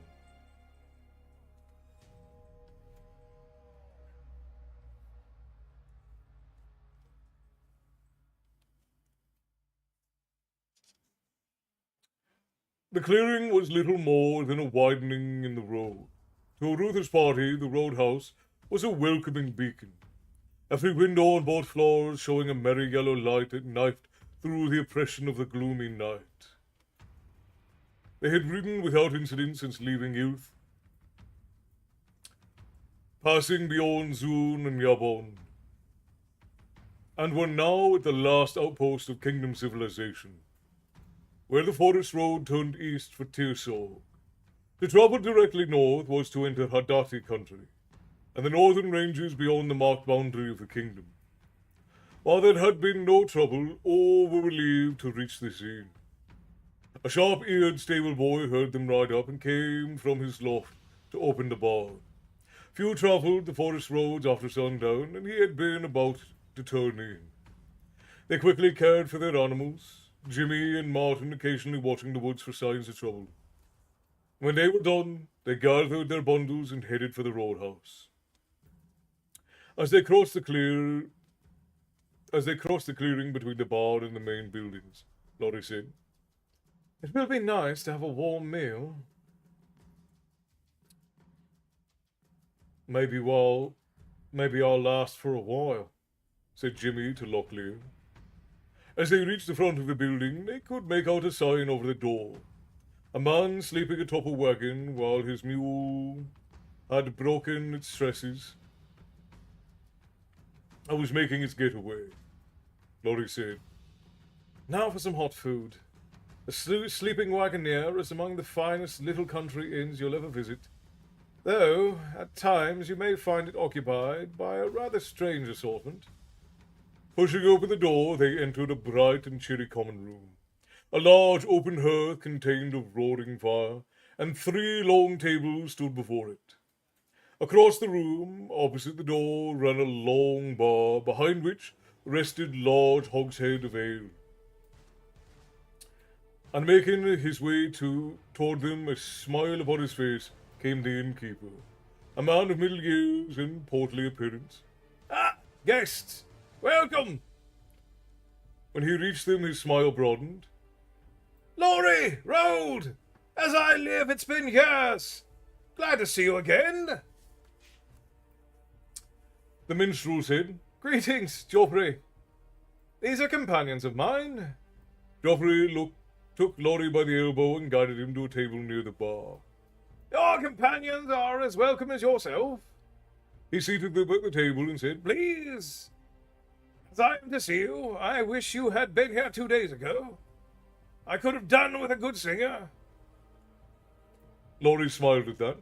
Trouble? A look of perpetual trial crossed the innkeeper's face. Always. We had a party of dwarves through here, and they sang their drinking songs all hours. They insisted on keeping time to songs by beating on tables, and with whatever was at hand, wine cups, flagons, hand axes, all in complete disregard for whatever was upon them. Broken crockery and scarred tables all over. I only managed to return the common room to some semblance of order this afternoon, and I had to repair half of one table. He fixed Rold and Laurie with mock stern expression. So don't start any trouble, like last time. 1 ruckus a week is plenty. He glanced around the room. It's quiet now, but I expect a caravan through at any time. Ambrose, a silver merchant, passes through this time of year. Rold said, Joffrey, we perish from thirst. The man became instantly apologetic. Truly, I am sorry. Fresh in from the road, and I stand jabbering like a magpie. What is your pleasure? Ale, said Martin, and the others echoed the request. The man hurried away and returned moments later with a tray of pewter jacks, all brimming with cool ale. At the first draught of the biting liquid, Laurie said, What brings dwarves this far from their home? The innkeeper joined him at the table, wiping his hands on his apron. Have you not heard the news? Laurie said. We're just in from the south. What news? The dwarves moot at Stone Mountain, meeting in the long hall of Chief Hathorn at the village of Del Moria. To what ends? Asked Arutha. Well, the dwarves through here were up all the way from Dorgan, and from their talk at the first time in ages, the eastern dwarves have ventured up to visit their brethren in the west. Old King Halfdan of Dorgan is sending his son Hogan and his rowdy companions to witness the restoration of the line of Tholen of the West. With the return of Tholen's hammer during the Rift War, the western dwarves are pestering Dogan of Caldara to take the crown lost with Tholen. Dwarves from the Grey Towers, Stone Mountain, Dorgan, and places I've never heard of are gathering to see Dogan made king of the western dwarves. As Dogan has agreed to moot, Hogan said it's a foregone conclusion he'll take the crown. But you know how dwarves can be. Some things they decide quickly, other things take years to consider. Comes from being long-lived, I guess.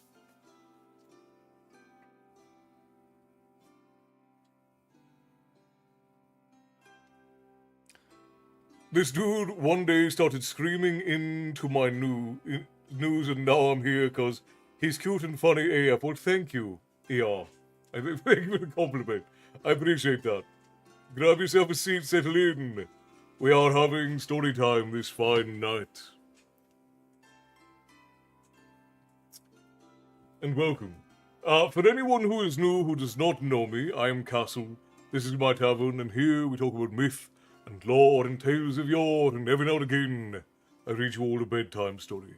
Tonight we are reading from Raymond E. Feist's A Darkness at Sethanon, and we read from a great many books. We sing songs, we tell stories, and we waffle quite a bit.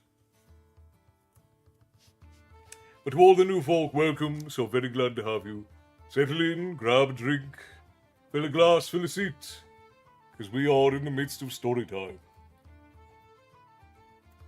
If you have any questions or conversations, please don't hesitate to repeat them. And as I'm able, I will look up and I'll respond to any questions that are had.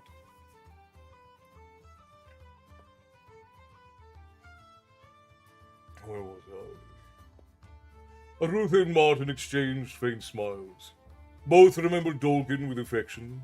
Arutha had first met him years ago while riding east with his father to carry news to King Roderick of the coming Suroni invasion.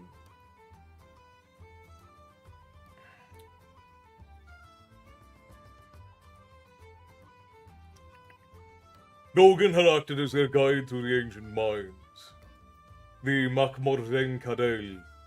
Martin had met him later during the war. The dwarven chief had been a being of high principle and bravery, possessing a dry wit and a keen mind. They both knew he would be a fine king. Well, thank you kindly, my friends. Very glad to have you.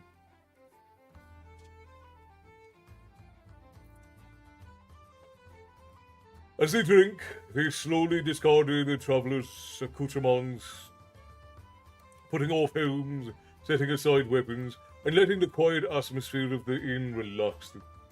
Joffrey kept the ale coming, and after a while, a fine meal of meats, cheeses, and hot vegetables and breads.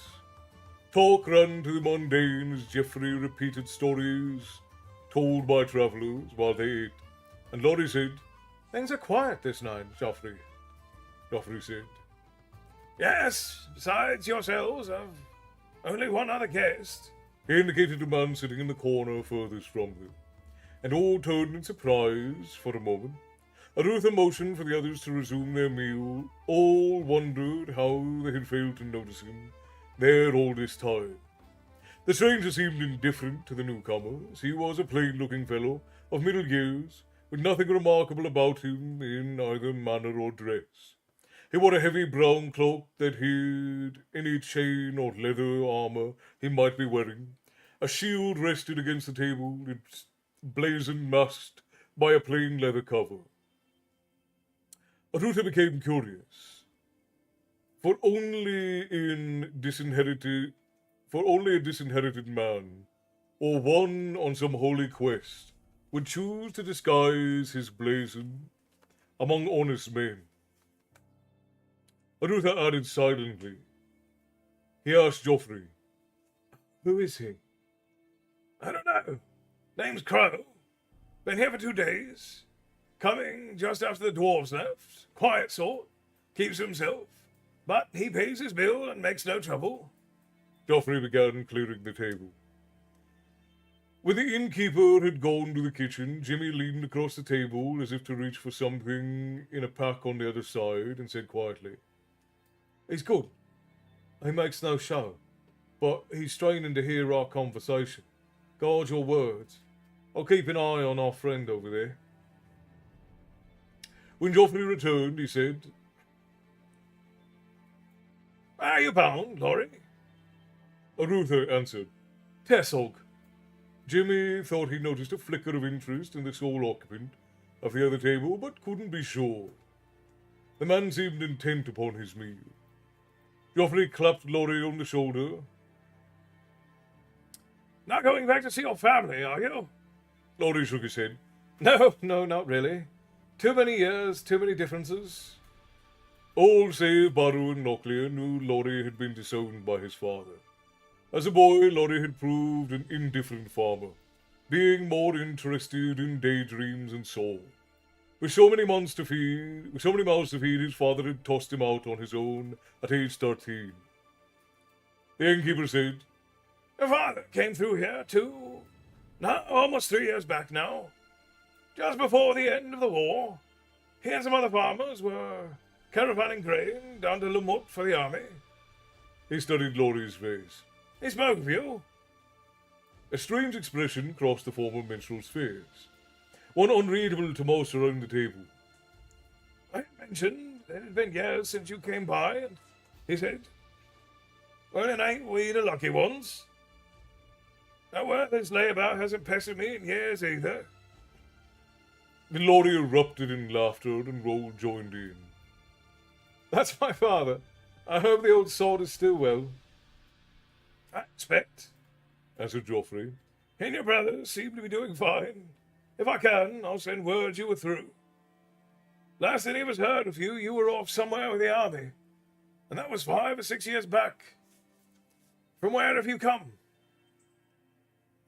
Laurie glanced at Arutha, both sharing the same thought. Salador was a distant eastern court, and word had not yet made its way to the frontier that a son of Tyr Sorg was now Duke there, married to the king's sister. Both were relieved. Susan, thank you kindly for the heart me. Tips to the tavern keeper always appreciated. Thank you kindly. It's good to see you. I'm glad that you've joined us this evening. And for everyone who's liking over on TikTok, thank you very much. Means the world, and it helps other folk find their way into the tavern. And the same for everyone over on the Facebook portal as well. Whenever you like or you share, it helps other folk find their way into the tavern. And then we get to share stories with more friends. Which is, could be good, could be bad. I guess it depends on how social you are. More folk could be good, more folk could be bad.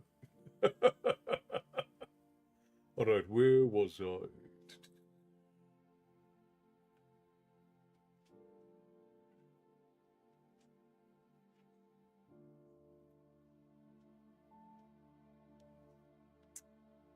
Ruther tried to sound offhanded in his answer. Around here and there. Most recently, Yabon. Joffrey sat at the table, drumming his fingers on the wood.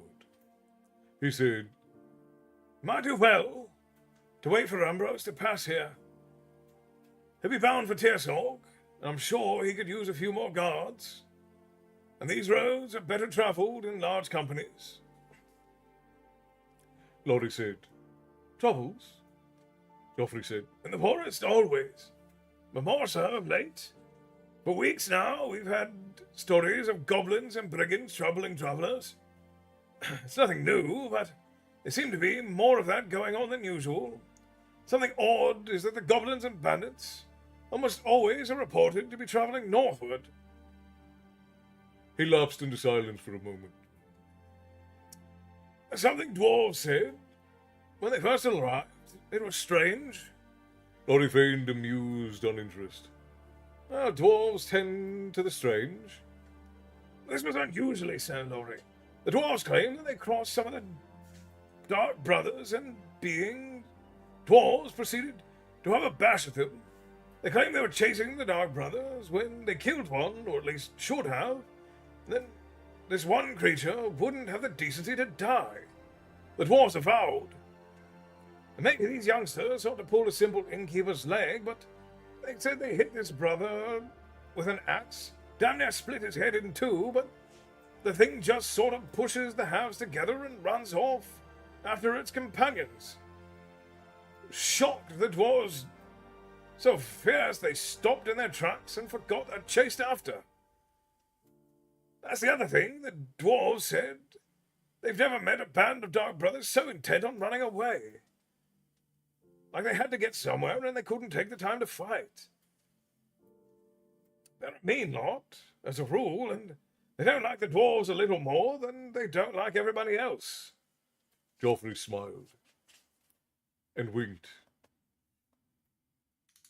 I know the old dwarves are somber sorts and not given to stretching the truth, but these youngsters were having me on a little, I think. Ruth and the others showed little expression, but they all knew the story to be true. and that it meant the Black Slayers were again abroad in the kingdom. Arutha said, "It probably would be best to wait for a silver merchant's caravan, but we've got to be off at first light." Lorry said, "With only one other guest, I assume there's no trouble with rooms?" Nah, said Joffrey, leaning forward and whispered, I mean no disrespect to our paying guest, but he sleeps in the commons. I've offered him a room at discount since I've ample space, but he says no. And some will do what some will do to save a little silver." Joffrey rose. "How many rooms?" Arutha said, "2 should provide comfort." The innkeeper seemed disappointed, but given travellers were often short of funds, he was not surprised. "I'll have extra pallets brought into the rooms." As Arutha and his companions gathered up their belongings, Jimmy glimpsed the other man. He seemed intent on the contents of his wine cup and little else. Joffrey brought over some candles and lit them with a taper from the fire, and then led them up the dark stairs to their rooms.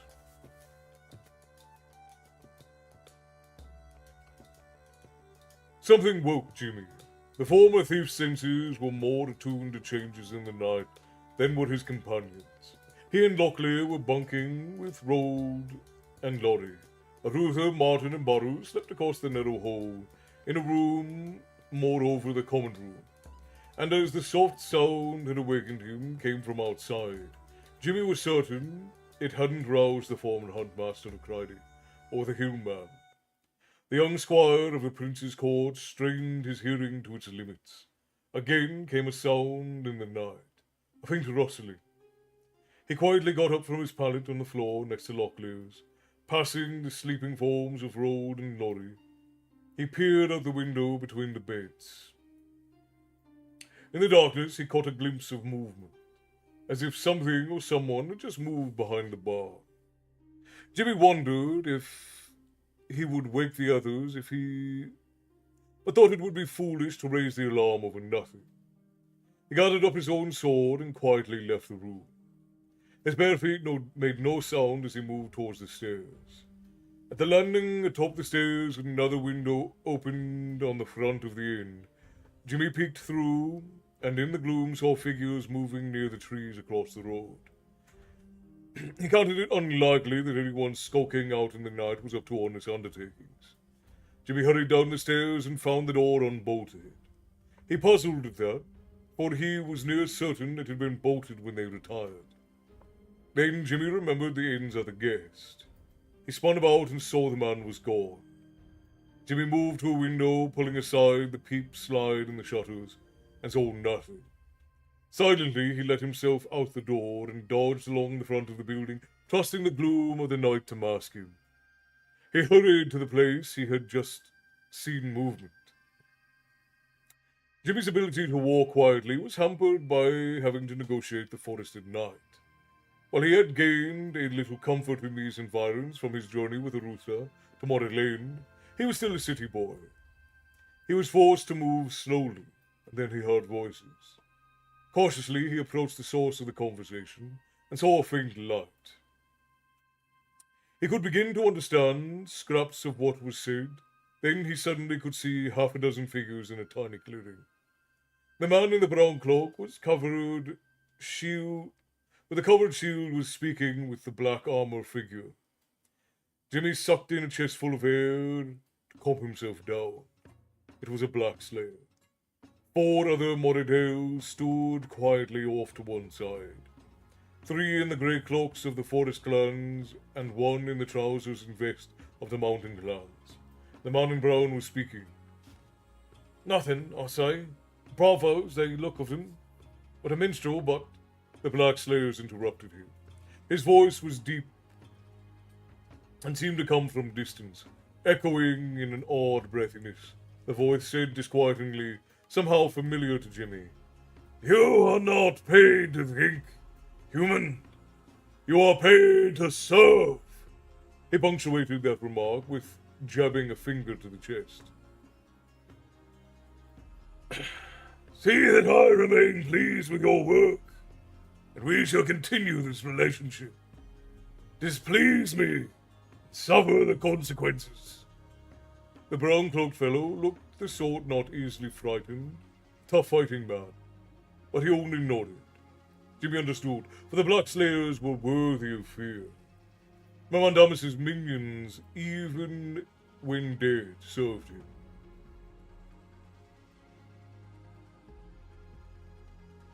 You say there's a singer and a boy? Jimmy swallowed hard. The man tossed back his cloak, revealing brown chainmail, and said, "Well, now that I think, you could more likely say there are two boys, and they're almost man-sized." This brought the Black Slayer out of his reverie. Two? The man nodded. Might be brothers, by the looks of them, about a size, though their hair colour's different. But they seem alike in some ways, like brothers do.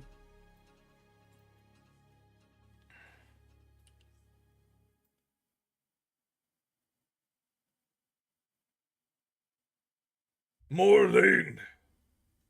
There was a boy there, but not two. Tell me, is there a Haddati among them? The man in brown shrugged. Yeah, but hillmen are all over. This is Yabon. This one would be from the northwest, near the Lake of Sky. For a long moment, there was only the sound of heavy breathing from behind the black helm, as if the Moradel was lost in thought, or conversing with someone else. The Black Slayer hid his fist in his hand. It could be them. Was there one who looked cunning? A slender warrior with dark hair almost to his shoulders, quick in his movements, clean-shaven. The man shook his head. There's a clean-shaven fellow, but he's big, and a slender one, but he's got short hair and a beard. Who do you think it is? That is not for you to know, said the Slayer. Jimmy eased his legs by slowly shifting his weight. He knew the Black Slayer was trying to connect this band to the one that raided Morlane for Silvercorn the year before. Then the Moradel said, We shall wait.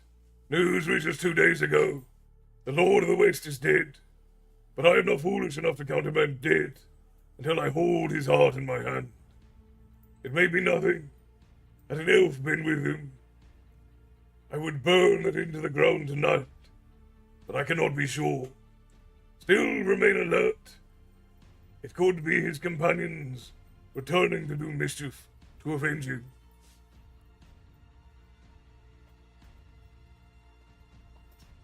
7 men, and 2 of them boys. What harm? The Moradel ignored the question. Return to the inn and watch, Morgan Crow. You are paid well, and quickly for obedience, not questions. Should those in the inn leave, follow at a discreet distance. Should they remain upon the road to Tearsalt until midday, return to the inn and wait. Should they turn northward before then, I shall wish to know. Return here tomorrow night, and tell me which, but tarry not. For Segerson brings this band north, and you must meet him. Without the next payment, he takes his men home. I need his engineers. Is the gold safe? As always. Good. Now go. For an instant, the Black Slayer seemed to shudder and then wobble. Then his movements returned, and in a completely different voice he said, "There is a master instructs human," and then turned and walked away. In the moment, the clearing was empty. Jimmy's mouth hung open. Now he understood.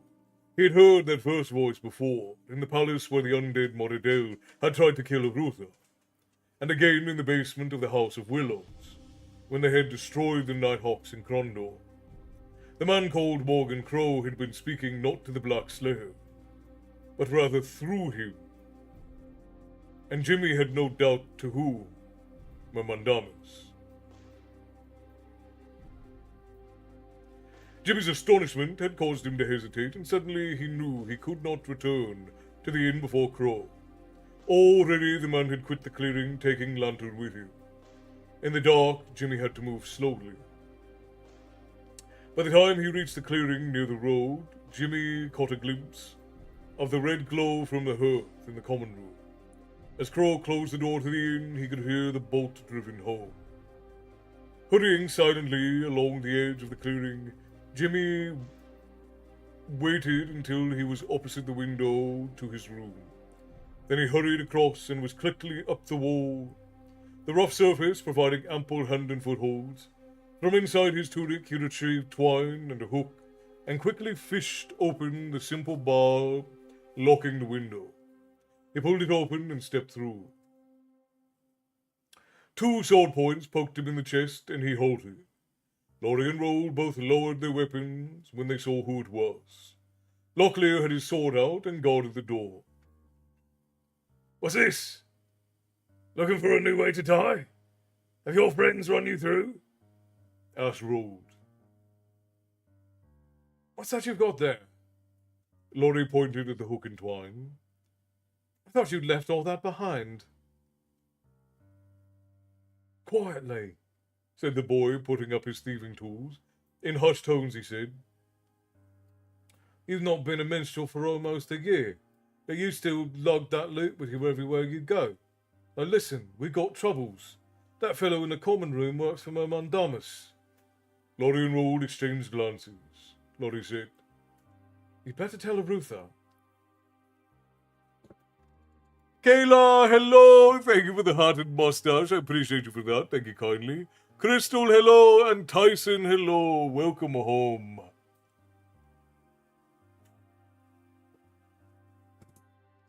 Hey, Herring here as well. Welcome in, my friends. Good to see you all. Hello, hello, hello. Settle in, settle in.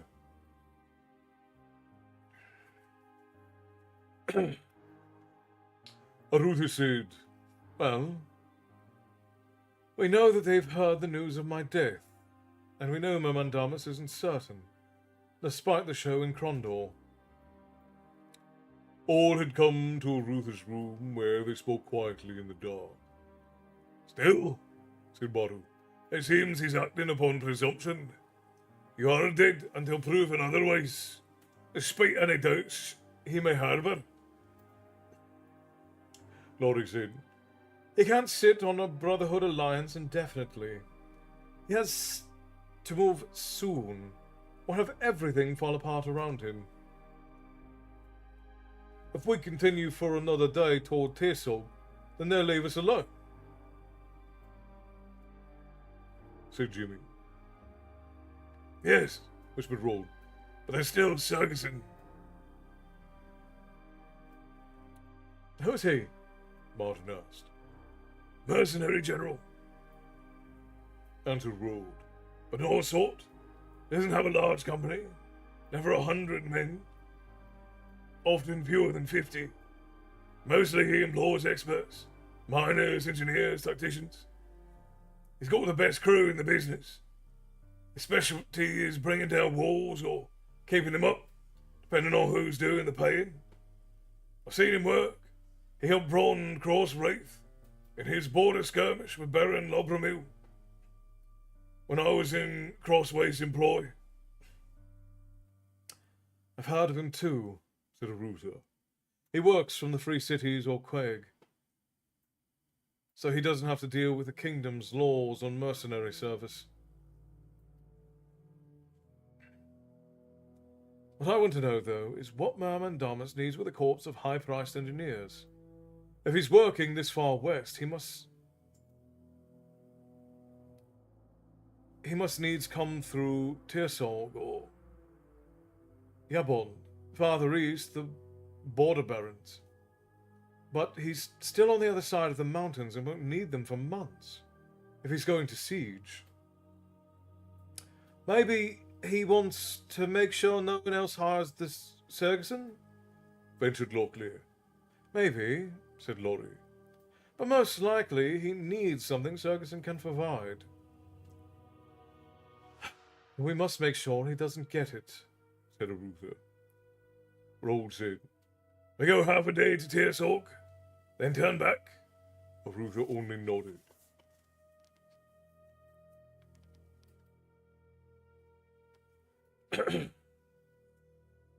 Arutha signaled. Roald, Laurie, and Jimmy moved slowly forward, while Baru and Martin moved off to circle around. Locklear stayed behind to tame the horses. They had spent half the day moving along the road to Tearsall. At a little past noon, Martin had cut off the road and dropped back. He had returned with news that the man called Crow had turned back. Now he stalked him through the night as the renegade met again with the Moradel employers. Arutha moved up silently to look over Jimmy's shoulder again. Again the prince observed one of Mermandamus's black slayers. The ironclad Moradel spoke. Did you follow the band? Yeah, they trundled up the road to Tearsall right proper. Hell, I told you they was nothing. Wasted a whole day tagging after. You do well, as our master orders, Jimmy whispered. That's not the same voice. That's the second voice. Arutha nodded. The boy had explained the two voices, and they had seen Mermandamus take control of his servants before.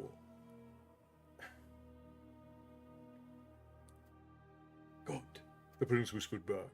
The Moradil said, Now, wait for Sergeson, you know. The black slayer seemed to leap forward, and suddenly be caught by Crow, who held him for a moment, then dropped him. The startled renegade could only stare wide-eyed wonder at the cloth yard, shaft protruding from below the edge of the creature's helm. Martin's arrow had punched through the black slayer's neck coif of chainmail, killing him instantly. Before the other four Moradrill could pull weapons, Martin had a second down. Baru was leaping from the woods, his long sword blurring as he struck a Moradil down. Roald was across the clearing and killed the other. Martin shot the last Moradil, while Jimmy and Arutha charged the renegade, Crow. He made little attempt to defend himself, being shocked by the sudden attack, recognizing quickly he was outnumbered. He seemed confused, especially when he saw Martin and Baru begin to pull off the Black Slayer's armor. Fear was replaced by shock as he saw Martin cut open the Slayer's chests and remove its heart. His eyes widened as he recognized who had taken the Moradil band. His eyes searched each face as they gathered around him. Then they studied Arutha's face. You're supposed to be dead. Jimmy quickly stripped him of hidden weapons and searched about his neck. No, Ebon Hawk. He's not one of them. A feral light seemed to kindle in Crow's eyes. Me? One of them? No, by no means, your worships. I'm only carrying messages, sir. Making a little gold for myself. It's all your kindness. You know how it can be. Arutha waved Jimmy off. Fetch Lockie. I don't want him out here alone if there are other brothers of the Dark Path about, he said to the prisoner. What does Sergeson have to do with Mermandamus? Sergeson? Who's he? Roald stepped forward and, with a heavy dagger hilt in his glove hand, struck Crow across the face, bloodying his nose and shattering his cheek. Don't break his jaw, for mercy's sake, said Glory, or he won't be able to tell us anything. Roald gave the man a kick as he lay writhing on the ground. Listen, laddie. I don't have time to be tender with you. Now, you best answer up, or we'll be taking you back to the inn in little pieces. He stroked the edge of his dagger for emphasis. What has Sergeson to do with Mermandamus? Arutha repeated. I don't know, said the man through bloody lips, and he yelled again as Roald kicked him. Honestly, I don't know. I was only told to meet him and give him a message. What message? Asked Laurie. Message is simple. It was only by the Incendel Gap, Baru said. Incendel Gap? As a narrow way through the mountains? directly north of here. A man Damas has seized it. He can keep it open long enough for Sargas's crew to get through. But we still don't know why Damas needs a company of engineers, observed Lorry. Rold quipped. For whatever you use him for, I would think. Rufus said. What is there to siege? Tersog? It's too easy to reinforce from Yabon. And he has to find a way past the Thunderhound nomads on the other side of the mountains. Ironpath and North Warden are too far east of here, and he wouldn't need engineers to take on the dwarves or the elves. That leaves High Castle. Martin had finished his bloody work and said, Perhaps, but it's the largest of the Border Barons' fortresses, Ruther said. I'd not bother with siege. It's destined to withstand raids. You could swarm it, and there is nothing we've seen of Damas that indicates he's reluctant to spend lives. Besides, that would put him in the middle of the High Wold, and that's no place to go. It makes no sense. Look, said the man on the ground, I'm just a go-between. A fellow's paid to do a job. Now, you can't hold me responsible for what the Brotherhood's up to. Can you, your kindness?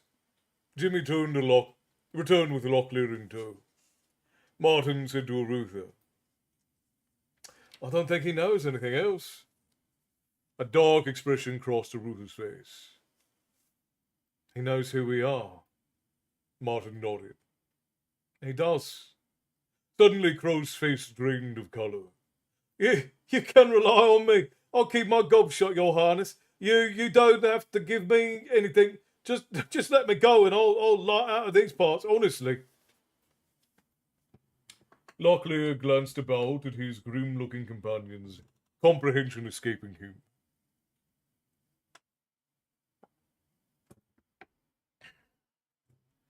Tyson, thank you for the 10 months in a row, my friend. Thank you kindly for that. Tips to the tavern keeper always appreciated, brother. And then I apologize, but I don't. Key, I missed you coming in. Hello, Key. Good to see you. And Akira Lakshitha. I will just call you Shitha. Shitha sounds about right. Jordan, you said I don't have to go. You don't have to go where?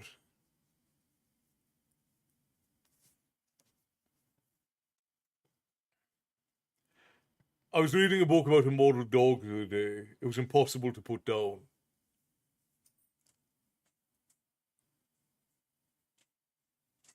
Henrik, is this a joke? Because I don't get the punchline. Lovey, is this one of Herring's dad jokes? I was reading about an immortal dog the other day. It was impossible to put down. Oh, I get it. It was impossible to put down. Yeah, all right. It came through. Got it. Was responding to chat. No, that's all right, Jordan. I just wanted to make sure I didn't get anything. Oh, I just wanted to make sure I didn't miss anything. All right, no. That was a rough one. Yeah, that was a rough one. Put down, I get it. Took me a minute. Probably longer than it should have, but I get it.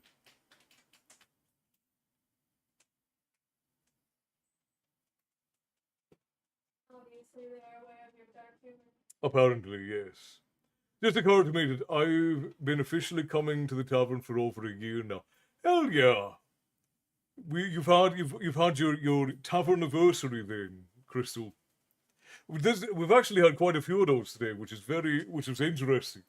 We've had several folks who realise that they've been here for more than a year, and a few folks who are talking about being subscribed over on Twitch for more than a year, which is it's crazy that you all like us so much as you spend this much time with us. I would have gotten irritated with me ages ago. Tiff, thank you kindly for the chatting popcorn. I appreciate you for that. Tips to the Tavern Keeper, always appreciated. Thank you very much.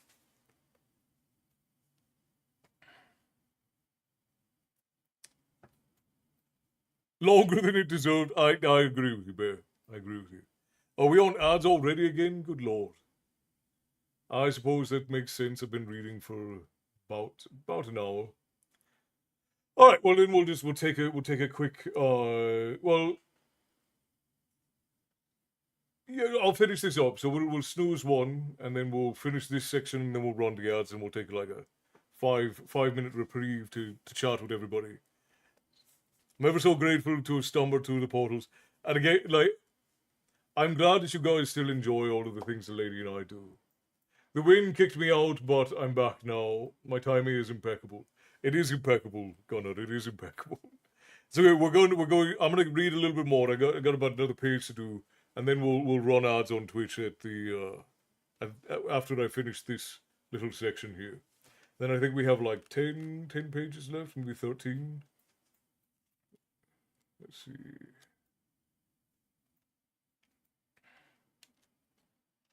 Yeah, we've got just over 10 pages left.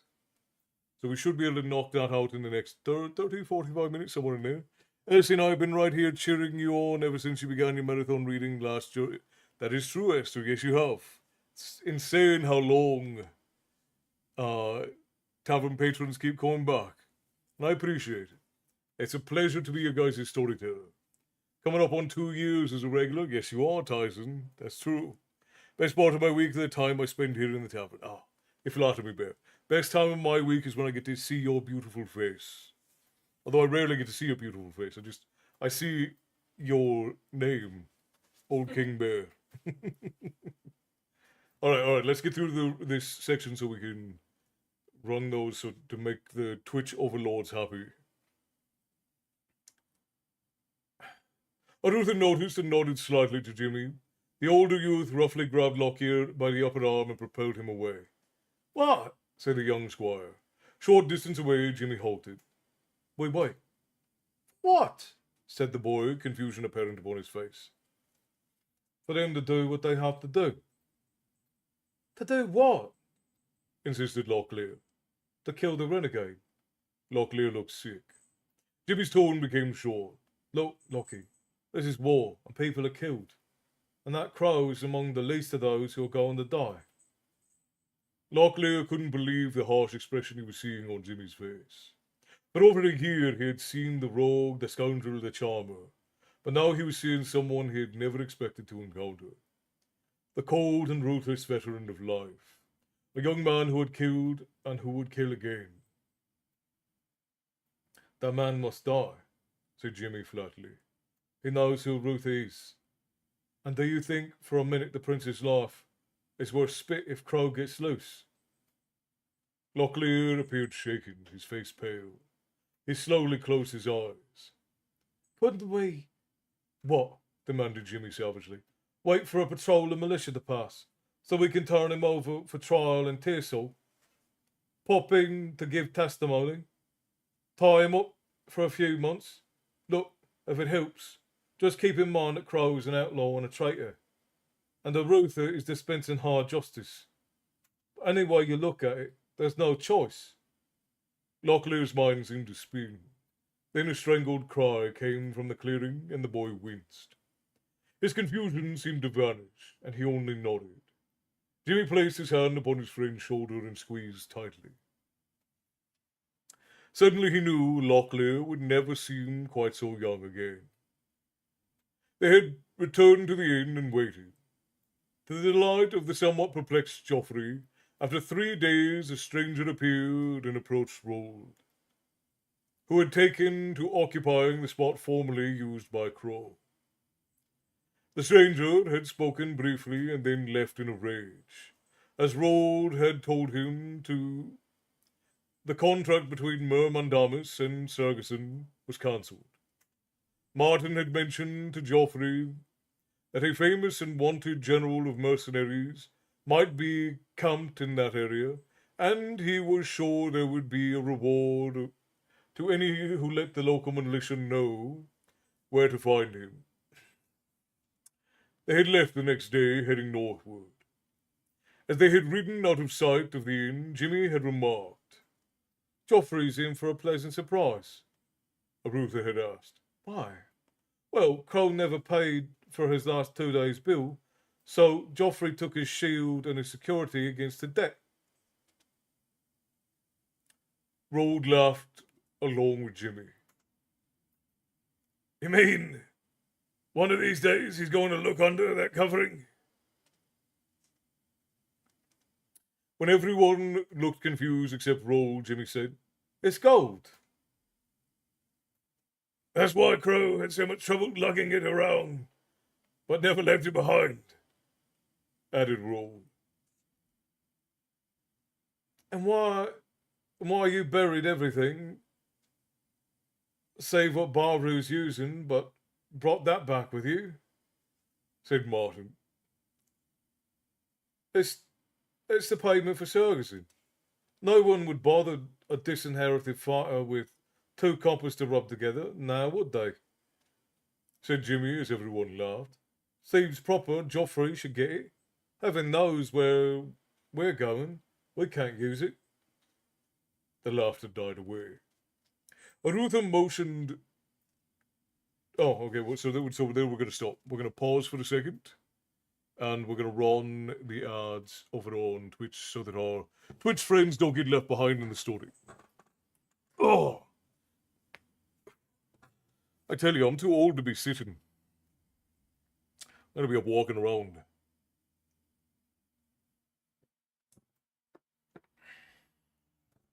So there are quite a few things that are interesting that are developing in the book right now. One is this relationship between Pug and Macros, which seems strange. There are strange things that are cropping up there, and I'm thinking that there is a lot more between Macros and Pog than we have been led to believe. Now, with that being said, the fact that Tomas is getting so much of his memory back is also very interesting.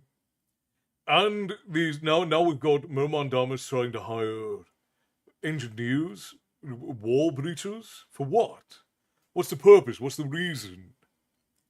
There's so much intrigue going on that it's hard to put a finger on everything that's happening, but it is fascinating. Oh. Thank you for the stretch, Bear. I appreciate you, brother. Oh, Frost, not Bear. Bear did the last one. Frost did this one. It is funny though. Some of these requests are not popping up for me in the request section, which is odd.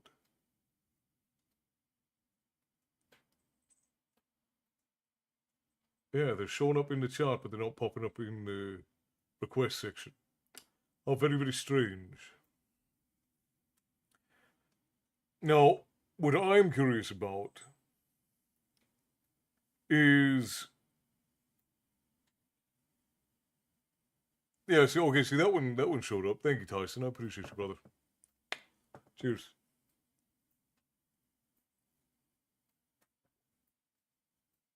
Things is getting complicated, Bear. And I'm looking back over the previous stories, and it seems like what is being hinted at and leading to... I hear the name Joffrey and think that horrible creature from Game of Thrones. You know, it's funny, Crystal, I actually have a longer video coming out soon, probably in the next couple of weeks, that talks about why Joffrey is such a terrible villain. Because Joffrey really is a terrible villain. Like, you hate him, you despise him, he's a reprehensible little creature. But he's just not a very good villain. And it's because he's got this sort of dastardly, like, mustache twirling about him, where he's like trying to do evil all the time. Like, all the time he's trying to be evil. He's trying to be reprehensible. And it's the same thing with the Greyjoy guy. I can never remember his name. But the brother or half brother of Theon or what, I stopped watching in like season 4, so I gave up in season 4, and I stopped reading after book 2. Well, no, it's not true. I started reading book 3. I made about 20 pages into book 3, and then I realized that all of the books were on the exact same beat. Like, he wrote, like, if he had only ever written the first book, it would have been a very good book. But he wrote each book the exact same way, almost with the exact same story beats. So, when certain thing happens, you can know, like, if this thing happens, this kind of thing happens, then something bad is going to happen. If this kind of thing is happening, then somebody's going to die. And then it just goes on and on and on and on and on and from there. Yeah, Ramsay, there you go, Ramsay. Yeah, Ramsay and Joffrey are just not good villains because, yeah, he's Snidely Whiplash. He's just twirling his evil mustache. It's basically like a child's idea of what a villain is. Now, Tywin Lannister is a spectacular villain. Tywin Lannister is probably one of the best villains in the show, and the reason why he's a good villain is because he's not evil. He's not. There's no prerogative, or the most evil thing that he does is be ashamed of his children, which, I mean, probably the most relatable thing he does too is we've all dealt with being, you know, the shame of our family at some point or another, or maybe that's just me. You have a cake, steal it and feed me it in front of its intended. Right. I'm back from hell, but my tankard might have been too full.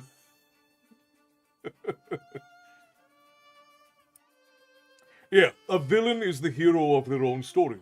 And that's a very... Like, if your villain sucks, it's because you wrote them as a caricature of a villain.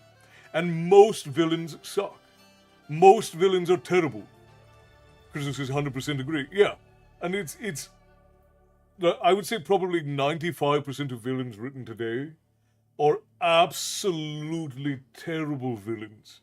Like, they're just not very good. They're so bland and just stuck up against the wall of mundanity. And it's awful. It's terrible. Like, they're just not fun to watch. And don't get me wrong, like, you can write a dreadful villain. You can write somebody who's reprehensible and people will hate them. Like, I don't think it's in question whether or not people hated Joffrey. But Joffrey was not a scary villain. He was not terrifying. He wasn't intimidating. He was just... It's a far reach, but what's your opinion of the Joker? Which Joker are we talking about? Because it depends on which one you're talking about. Gunnar. This is why I despise my character Medea. Deep character, but she thinks she's the hero, and is justified in everything she does. I get the point that the villains aren't supposed to win, but it needs to happen from time to time. Right. Well, and this is why probably the best hero, and I actually have a video, like I said, I have a video coming out on this, so I don't want to, like, spoil the whole thing. But probably the best written villain that I have seen in the last 20-odd years is Hans Landa from Inglourious Bastards. Christoph Waltz's character in Inglourious Bastards. And the reason why he is so incredible is because first of all, Christoph Waltz said he played him as if he was just a guy doing his job. He's not a bad guy. He's a detective. He's got a job to do. He follows the law. He's charismatic. He's funny. He's intelligent. And he's not a bad guy. He's not evil. He's not some cackling lunatic. And that's why he's so terrifying. Because he's an incredible villain. He's so good because he's not a bad guy. He's not portrayed as a bad... Obviously, everybody on this side of it, we all see him as a bad guy. He's this terrifying villain. But what makes him terrifying is that he's completely justified in everything that he does. He's not doing anything that's crazy and out there. As a matter of fact, what Aldo the Apache does, God, what's his name? What's the actor's name who played Aldo? Brad Pitt. What Brad Pitt's character does and what the rest of the Inglourious Bastards do is far more unhinged than what Landa does. but we still see Landa as being this maniacal villain. And that's what a good villain should be. A good villain should be terrifying in their mundanity. That's what. The Joker in general, the ideology of the Joker, not who played the Joker best. Okay, I see. The Joker as a whole, I think works because the Joker is insane. The Joker is not evil for sake of being evil. He's a lunatic who is obsessed with Batman. So the Joker as a whole, now there are certain arcs of the Joker that don't really work. He's been written and rewritten and rewritten and rewritten thousands of times. But the Joker is not evil for sake of being evil. The Joker is evil because he's obsessed with Batman. He's a lunatic who's obsessed with Batman.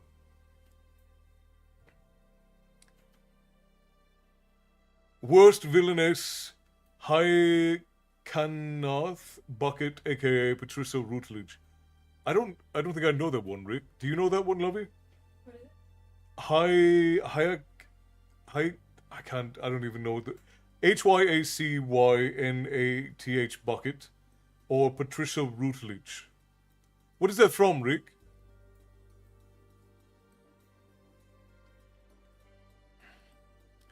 Yeah, of course, Godo, of course.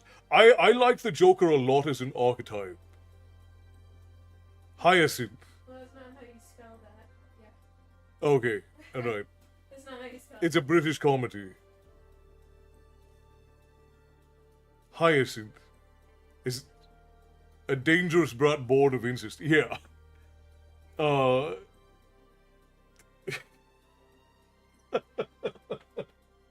It's funny that you say that. Hang on. I was just talking about how I'm not gonna go into my memes folder, but now, hang on. Don't you start with me.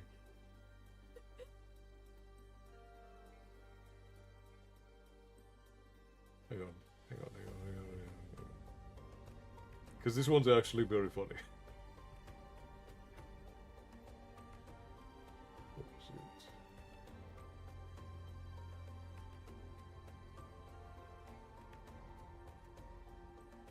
Yeah. I don't know if you guys are even going to be able to read this, but yeah, I'll make sure that everybody... It's going to be backwards on TikTok. But everywhere else, it's a picture of Vin Diesel with white hair, and it says, Targaryens be like, I don't need a girlfriend, I got family.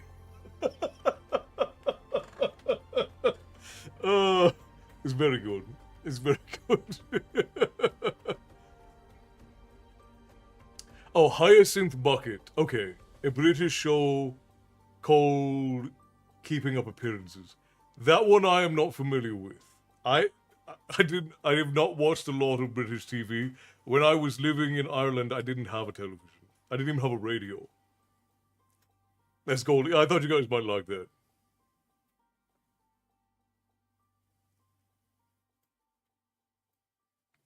It's spelled bucket. Is it bouquet? It's spelled bucket. It's both people who typed it spelled it B-U-C-K-E-T. That's bucket.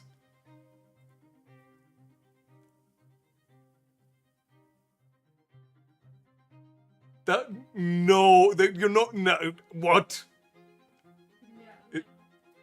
I refuse. I refuse. Look. I already take great grievance with the way the French do words, anyways. Okay. We cannot stop Frenchifying English words. That is unacceptable. She was the bouquet. She was the bucket. She was a bucket woman. I truly enjoy watching Keeping Up Appearances. It's as much a fantastic and entertaining show. Yeah, I've never heard of it. I've never heard of. Have you heard of Keeping Up Appearances? Yeah. Yeah. Okay, so the lady has heard of it.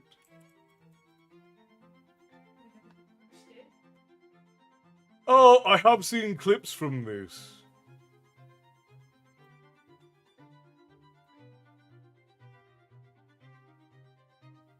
Oh, okay, so it's a running joke in the show that it's spelt bucket, but they pronounce it bouquet. I see. It's like calling Target Target. Brian, hello, how's it going? It's written bucket, but to be upper crust, she pronounces it bouquet. I see, that's very funny. That's very funny. Here I thought that Mila was out here trying to Frenchify English words. I was about to go on a rampage. She's a bit, but she's so skinny she refuses to be a bucket, so she's so snobby. Oh, okay. So she's, okay, I see, that makes sense. In the show, she's officially called Mrs. Bouquet, but everyone affectionately calls her Mrs. Bucket, a nickname she never quite liked, despite the familiarity. She preferred to be called by her real name. That sounds fascinating.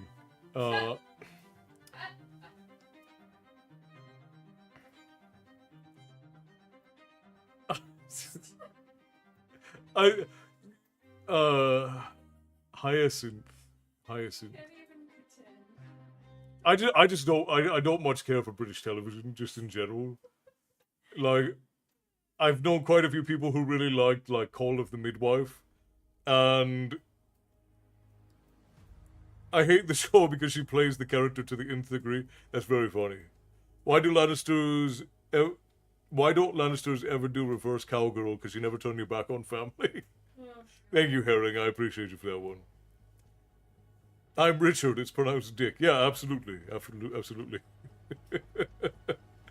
Oh, the show is I am baffled and blown away by how many of you have seen this, and I had never heard of it. I think I've seen clips because I recognize the guy.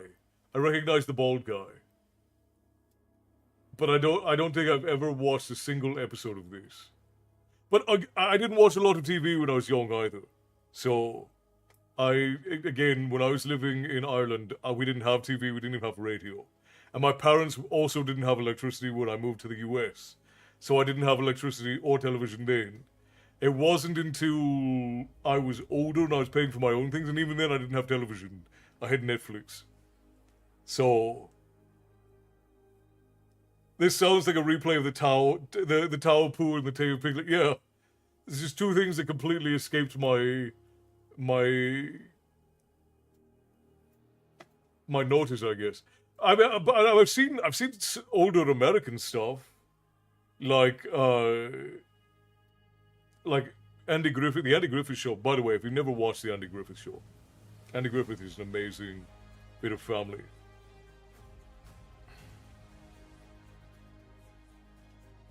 I mean, I think I spent a long enough time in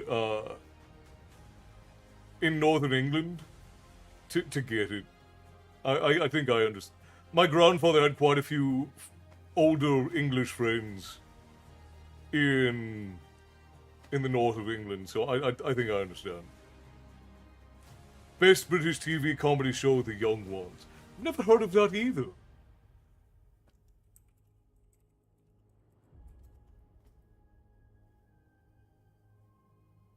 This one I've absolutely never heard of. Coming out of nowhere. It's a cheap English comedy for PBS stations. Good God. This is very highly rated. This one's very highly rated. This one's an 8.2 on IMDb and a 96% on Rotten Tomatoes and an 89% on Google users. You guys are blowing my mind right now.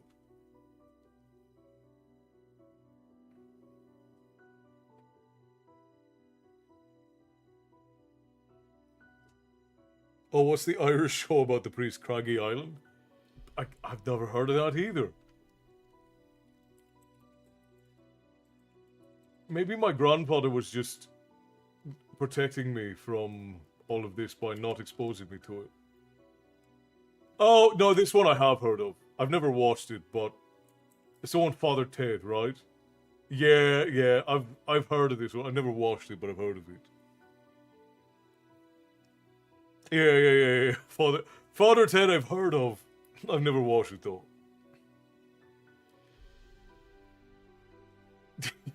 Favorite British sitcom for me had to be Red Dwarf. We just call them little people around here, Harry. I'm just joking. I'm just joking. we don't point out the color. I'm so old school that Monty Python's Flying Circus. I know everything by Monty Python. I thought that was the peak. Another good British show is As Time Goes By. There's Dame Judi Dench and Jeffrey Palmer. They were high school sweethearts, and then he goes off to fight World War II. 30 years later, they were not. Well, that sounds wholesome. The difference between Irish Brits and Scots in a pub with a fly in their drink. Brits say, I need a new drink. Scot chugs it. The Irish spit it out your teeth. No, the Irish would spit it into the British man's drink. If we're being perfectly honest about that one, Matty.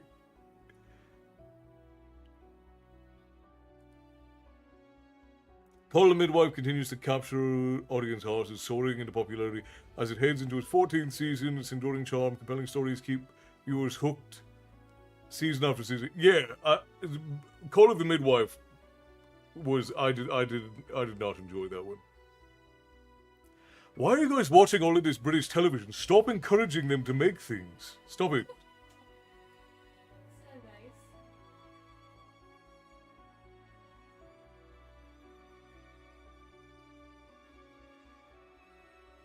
nice. Has anyone seen One Foot in the Grave? Only when I put it there myself. ATCB is a good one. Had a church on Sandy. Didn't mean to yell. It's alright, you just got excited about it, it's okay. I have a book of Flying Circus scripts. Listen, I agree. I grew up with live British television. Alright. Don't do that, Maddie. Don't encourage the BBC to make more. Don't do that. Top Gear, alright, now Top Gear I've watched. And I was very glad when they did the Grand Tour. If you haven't watched Doc Martin yet, you're missing out on one of Britain's most entertaining shows. It's an absolutely hilarious series that will keep you hooked from start to finish. Trust me, once you watch it, you'll love it. See, I worked in automotive like very young, and my grandfather liked cars, and my father liked cars. My father liked motorcycles, and he had a couple of really old cars. But you always knew it was time to go to bed in Canada when you heard Coronation Street come on. See, I grew up mostly without electricity, so I can't relate to any of this. I'm from a different world than all of you. You guys are all saying alien things to me, and I don't understand. Look, we need our bean between our who. Mr. Bean I've watched, but that's because back when I was young and I moved to the US, doctor's offices played Mr. Bean all the time. Don't ask me why, just where I was, they always had Mr. Bean on. I'm going to have to say goodnight, you guys, have a lovely night. Good night, Digger, rest well, my friend. I hope you enjoyed whatever the hell this is we've got going on. Doc Martin is basically the British version of House. Interesting.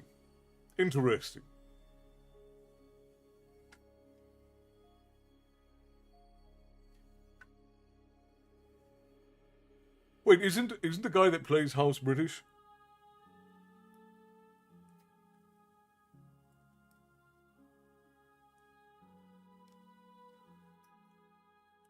Why was it always on in doctors' offices?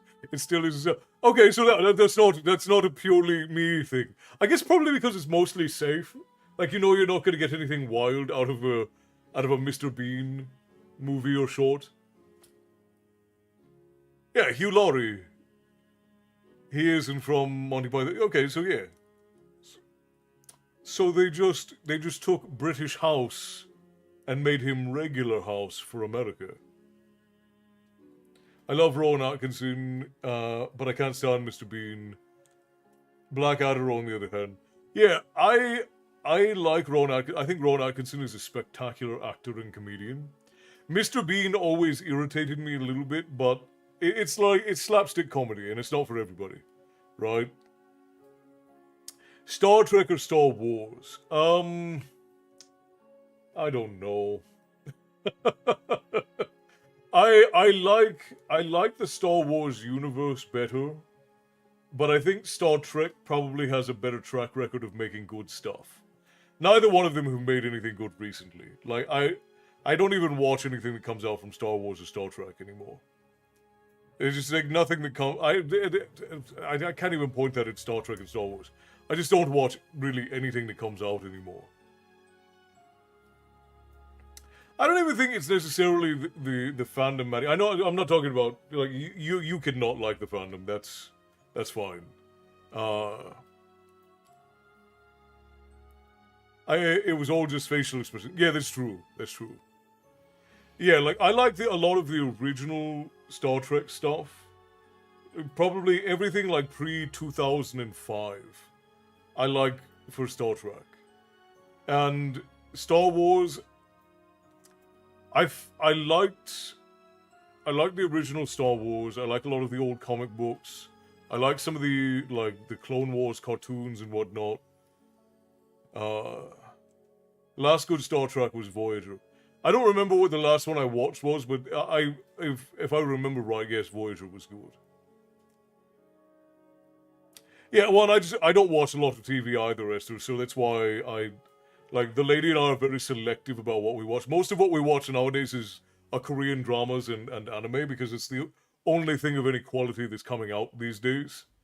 We were invested in The Witcher for a while. We didn't like how much adult stuff was it, because it's very hard to put sex scenes into a show and it matter. A lot of times it's just put in there to be gratuitous. I don't think it adds to the story in any way. But I really liked the Witcher games and books. So we were excited for Witcher, but Witcher they ruined it. By the end of season 2, I was done with Witcher. I didn't even watch season 3. Series anyway. Star Wars book Dark Disciple is amazing. Yeah, I like a lot of the now non-canon stuff. Because a lot of the film stuff just isn't good. Like the shows are boring. Book of Boba Fett was probably the most boring thing I've ever watched. I liked the first 2 seasons of Mandalorian, but then that got very boring and started undoing its own stuff. So I didn't like that anymore either. Let's try again, Borak. This is called Edition. My favorite Blackadder era. I don't think I know what that is. So I'm now going to have to look it up. Because if you and Bear both like it, then... I'm currently just watching Has Been Hotel Season 2. It's surprisingly getting better. See, I didn't like Has Been Hotel or Hell of a Boss. I know a lot of people like them, but anything with gratuitous swearing or gratuitous gore or gratuitous sexual stuff, it just detracts from the story. If you need those things to have a story, then you don't have a story. It's just not very good. So the story I'd suggest is the Witcher audiobook Treasure of Boneyard Bay. I like pretty much everything that is Witcher related pre-season 2 of the show. I only liked season 1. But again, I don't like when they put too many overly adult scenes in it, because again, it's impossible for most writers to make that story relevant, and then it ends up just making the story progressively worse and worse and worse. The last thing I watched was Monster, the Ed Gein story. Oh, the documentary. See, I don't even watch documentaries anymore, because the documentaries, they're all the same. And like most of the time it's just this, like, I don't even know how to explain it. Like, a lot of the documentaries, they don't take anything new. It's like somebody took a Wikipedia article and just like filmed some B-roll of mildly disturbing things. I'm not a fan of the gore or the spy. Season 2 is surprisingly picking up story. I honestly feel that some scenes with swearing and rudeness aren't really necessary. Well, and that's what I mean. Like, you can have swearing, and you can have sex scenes, and you can have gore and violence that add to a story. The problem is that most of the time it doesn't. Most of the time it is gratuitous. And if it's in there too much, it completely takes me out of it, and I don't want to watch it. Because it's like, if you can make it story relevant, then fine. Like, I'm not a prude. I don't care if there's a bunch of swearing and violence and everything. I don't care if you have nudity or whatnot. But when it's gratuitous for no reason, you're just doing that to be like edgy and to just so you can have it. And I don't care. I don't need it. Edgine was very interesting, but has a lot that did not happen. But it still opens the door for research. I agree 100%, Castle, yeah. Kai, hello, love. Good to see you. Welcome in. We are still going to be reading a little bit more tonight, but... Yeah, some slasher films I can do okay with. I don't like gore films, just in general. The lady will probably... If you guys wanted to sing, I can get out my cattle prod and make her sing for you guys. Get out the whip. Put her to work. There's some slasher films I can be okay with because of like the story behind them. Like, I think that the Final Destination films are funny. In the fact that they're supposed to be scary, but they're ridiculous. But again, I don't go out of my way to watch gore films. Probably the only gore slasher films that I ever watched that I enjoyed were the first 3 Saw films, and I've never gone back to watch them. I watched each of them once, and I thought that the story was pretty good, but I never went back to it. Slaughterhouse, anyone seen that tragedy? No, I haven't.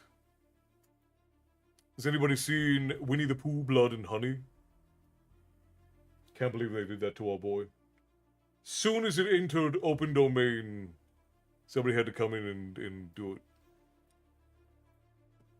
See, I really liked the early seasons of The Walking Dead. But I stopped watching The Walking Dead because it just became monotonous. It was just the same crap over and over and over again, just recycled again and again. But I don't really like horror movies. I don't spend a whole lot of time, because horror movies are usually just cheap thrills, and I'm not there for it. I don't particularly like watching horror, but writing it, yeah. I wrote a horror book a long time ago called Thumbnail, and I've never put it out. It's one of the only books I've ever written that I finished completely, and I never let anybody read. Castle, what kind of movies do you enjoy? Is there a particular genre of film that you're really into? I like cheesy action films, actually. If I had a guilty pleasure of a film, I like cheesy action films like old Jackie Chan and Bruce Lee and what's his name? Chuck Norris, Jean-Claude Van Damme. Like, I like old cheesy, like 80s and 90s and early 2000s action flicks. I also like high fantasy films, although there are very few that are any good. And the lady and I very much enjoy animation. We like animation a lot. So we love a lot of anime. These are shows, not movies. But these are 2 that came out last year that we liked a lot. This one's sort of like a detective series. It's almost like Sherlock Holmes in Three Kingdoms, China, and then this is one about an elf who is a member of the heroes' party. Yeah, I love I like the first 2 Expendables movies. Frost. After that, it became gratuitous, and I was like, all right, the joke's been played out. The joke is played out. But I did like the first 2. I like the first 2. Loved Candyman until I peed on my leg. Long story involved mirrors the bathroom. That's what Rick just said. Oh I also enjoyed The Walking Dead, but it did become monotonous. Oh yes, I love Jackie Chan. He's brilliant. But yeah, I love Jackie Chan movies. I love Jackie Chan movies. Jackie Chan, Jet Li. You put me onto was sort of Monkey Son of Yes, the Forbidden Kingdom. Forbidden Kingdom is one of my favorite movies of all time. I love Forbidden Kingdom. It's got Jackie Chan and Jet Li in it, and it's very, very, very good. Is Milu going to bed? Did I miss Milu saying she's going to bed? I need to be in 6 hours. I'm going. Okay, all right. Good night, Milu. Rest well. We'll be seeing you tomorrow. I'll be on to read tomorrow. The detective show is called The Apothecary Diaries, and it's an anime. These are animations. These are Japanese anime. But The Apothecary Diaries is about a young girl who is the stepdaughter of an apothecary, and she ends up sold into slavery in Three Kingdoms, China, into the real palace. And it's sort of like a pseudo detective show. It's basically like Sherlock Holmes in Three Kingdoms, China. It's very, very good. There are a few episodes that I don't like, but in general it's very good.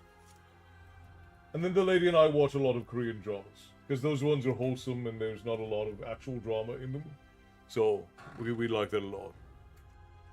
I love Forbidden Kingdom. Yeah, Forbidden Kingdom is good. Rush Hour is immortal. Rush Hour is so good. Drunken Master is also amazing. Psycho-Pass is god tier storytelling, Gunnar. Psycho-Pass is incredible. So if any of you have seen Minority Report with Tom Cruise, I think. If any of you have seen Minority Report, Psycho-Pass is essentially like an anime version of Minority Report, and the storytelling is very, very good. I don't normally like movies and shows that take place in dystopias because I just like it's overplayed. Like dystopia, apocalypses. We have so many of these stories. Chaos, thank you for the heart, me. I appreciate you for that, my friend. Thank you kindly. Tips to the tavern keeper always appreciated. Good evening, welcome in.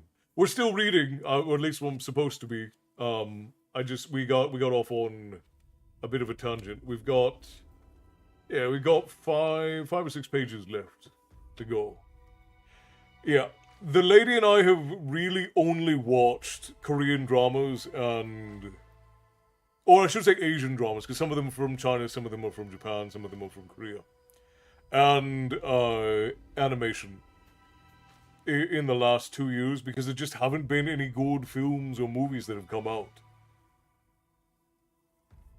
Yeah, cyberpunk is fine as long as it's not, again, too dystopian, because a lot of times cyberpunk leans into the dystopian. Cyberpunk Edgerunners was very good. Again, there was a little bit too much swearing, a little bit too much gore and nudity in it for my liking, but the story was good enough that I was able to hold through it, and it was one of the best things, and that was on Netflix. That was Cyberpunk Edgerunners. It was top tier. Cyberpunk Edgerunners was very good, and it was based off of the world of the game Cyberpunk 2077. But yeah, Psycho-Pass is very good. I was sad that it wasn't longer, but also the ending was good. So there was no real reason for it to go any longer than it did.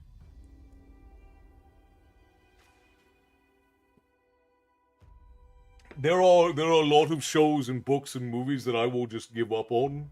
Because one, I've said this before probably 100 times.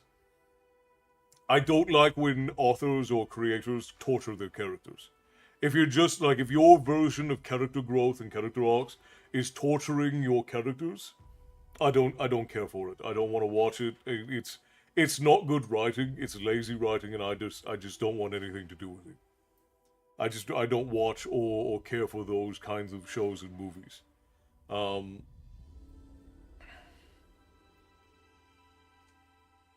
Borderlands, the game, like the first 2 games and the pre-sequel of Borderlands are very good. I agree with that.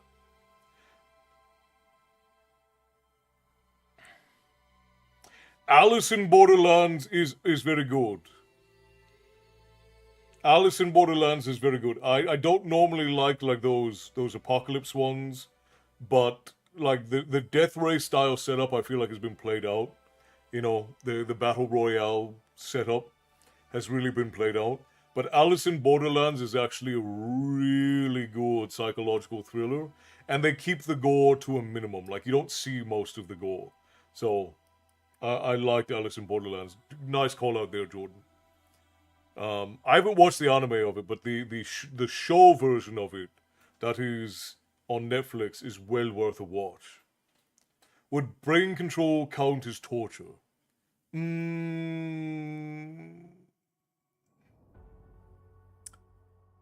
It depends. It depends, Matty.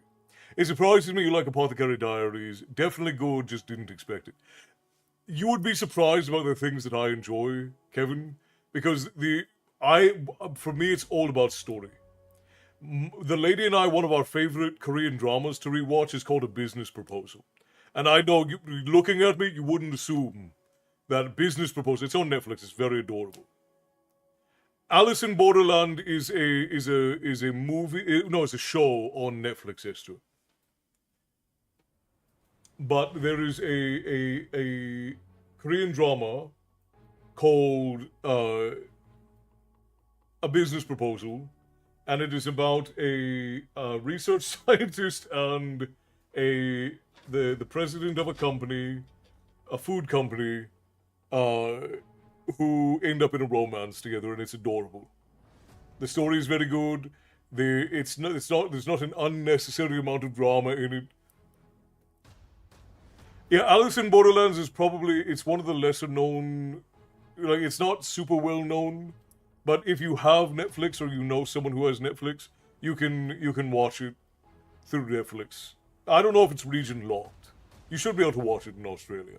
I don't think it's region locked. I'm impressed. Well, I'm a storyteller, Kevin. I care about the story more than I care about its particular content. Like, the genre or medium does not concern me as much as the story does. It's like, you can spoil anything for me, and if the story is good, I'm still going to enjoy it. People always come in and they're like, oh, well, I don't want to give you spoilers for anything. I don't care about the spoilers. I don't care about the spoilers. If it is good, it'll stand on its own two legs.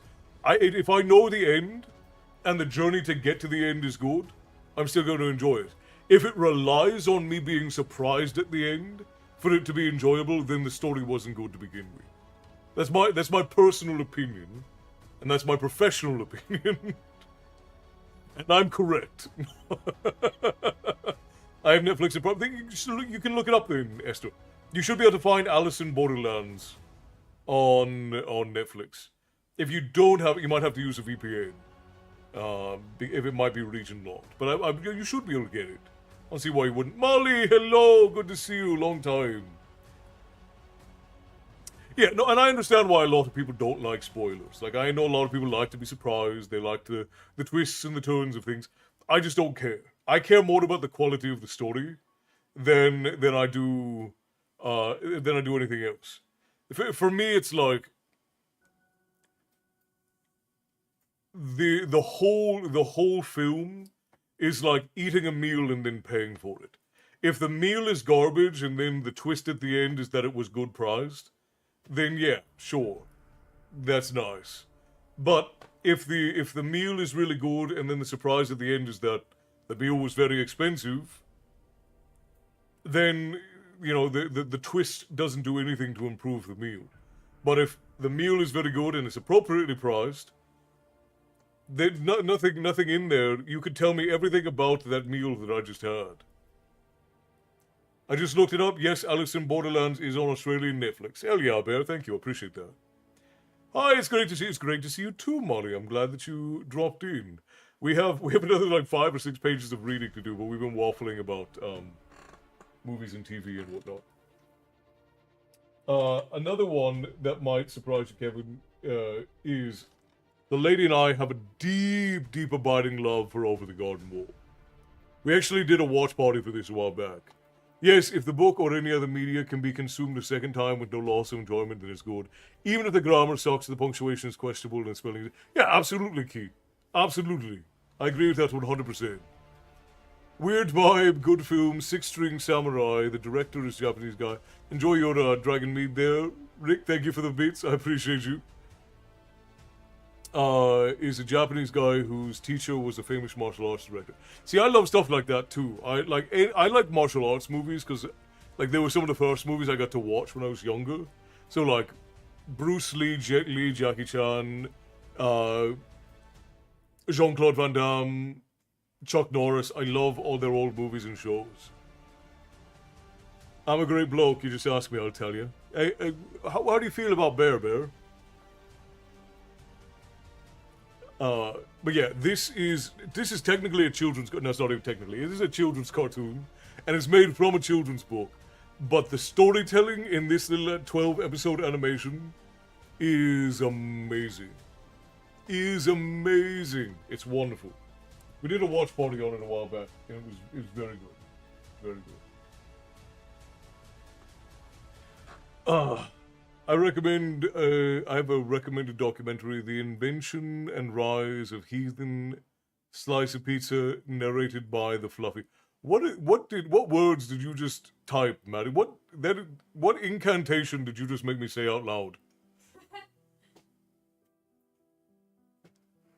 Esther says, wow, I just watched the Alice in Borderland trailer, and it looks like they are lip-syncing. It's an Asian show, but it looks really good from what I can see. It could be a bit like yeah, it is a psychological thriller. There is some horror and gore aspects to it, but it's a psychological thriller, and you can watch it in the original. I think it's Chinese. You can watch it in Mandarin, or you can watch it in the dub. Either way it's a very good show. Alice in Borderlands is very good. All right, let me finish this reading so we can get some songs in. I know you guys want to hear the lady sing before we finish up, so let's finish up here. I appreciate you guys entertaining the conversation. Watch the Pineapple Pizza documentary narrated by Gabriel Iglesias. I refuse. I will not support such heresies in the kingdom of man.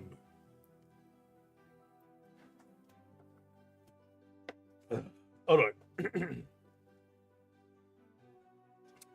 All right, the laughter had just died away half an hour ago when I paused. We were going to have to run ads again because I've been waffling so long. All right. Arutha motioned to halt.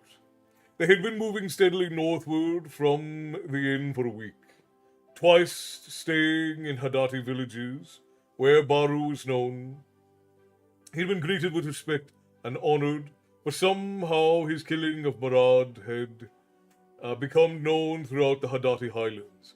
If the hillmen had been curious about Baru's companions, they showed no sign, and Arutha and the others were certain no words of their passage would be spread. Just a second, friends. Just a second. Don't want to have to call in a professional.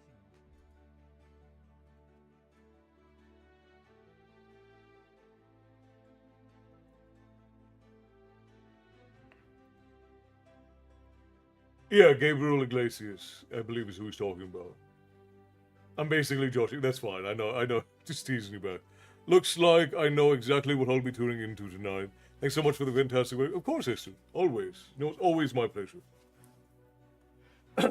Now they found themselves before a narrow gap trail leading up into the mountains. The Enclindale Gap.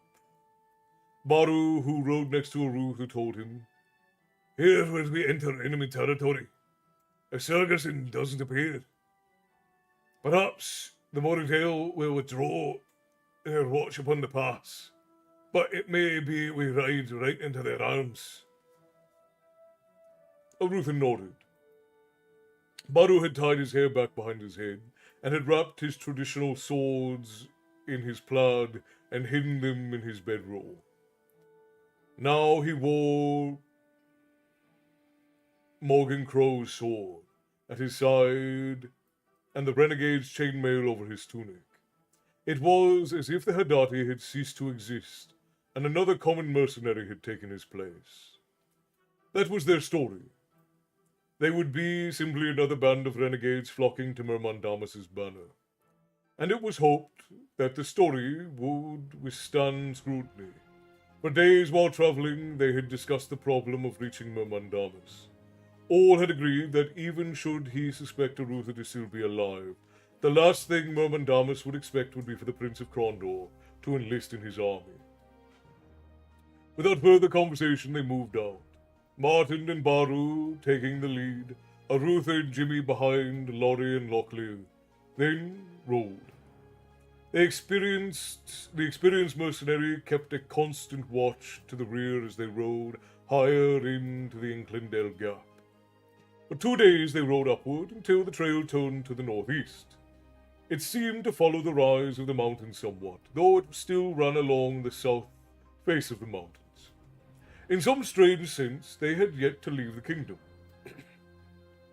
For the peaks above them, where the royal cartographers had chosen to indicate the boundary of the kingdom and the Northlands, Jimmy had no illusions about such things. They were in hostile territory. Anyone they met was likely to attack them on sight. Martin was waiting at a bend in the road. He had resumed his habit from the trip to Moralane of scouting on foot. The terrain was too rocky for the horses to move swiftly, so he could easily keep ahead of the party. He signaled and the others dismounted. Jimmy and Locklear took the horses and began leading them the short way back down the trail, turning them in case it was necessary to flee. Though Jimmy thought that would prove a problem, for the trail was so narrow, and the only outlet was back to where they had started. The others reached the Duke, and he held his hand up for silence. In the distance, they could hear what had caused him to halt the party. A deep growl punctuated by barking, and counterpointed by other less familiar growling. They drew weapons and crept forward. At a point less than 10 yards beyond the turn, they saw a meeting point of the two trails, one continuing northeast and the other heading off west. A man lay upon the ground, whether dead or unconscious they could not judge. Over his body stood a giant of a dog, resembling a bull mastiff but twice the size, standing almost waist high to a man. Around his neck a leather collar studded with pointed iron spikes gave the impression of a steel mane. While he bared his teeth and growled and barked, before him crouched 3 trolls. Martin let fly with a cloth-yard arrow, taking the rearmost troll in the head. The shaft punched through his thick skull, and the creature was dead without knowing it. The others turned, which proved a fatal mistake. The troll nearest the dog for he leapt at it, setting terrible fangs to the creature's throat. The third tried to flee when he saw the 5 men charging, but Baru was quickest to leap over the confusion of bodies and on the ground, and the troll died swiftly. In a moment, the only sound was that of the dog worrying the dead troll. As the men approached, the dog released the dead troll and backed away, standing guard once more over the prone man. Baru regarded the animal and emitted a low whistle and half whispered, "That's not possible," Arutha said. "What? That dog?" Martin said, "Possible or not, if that man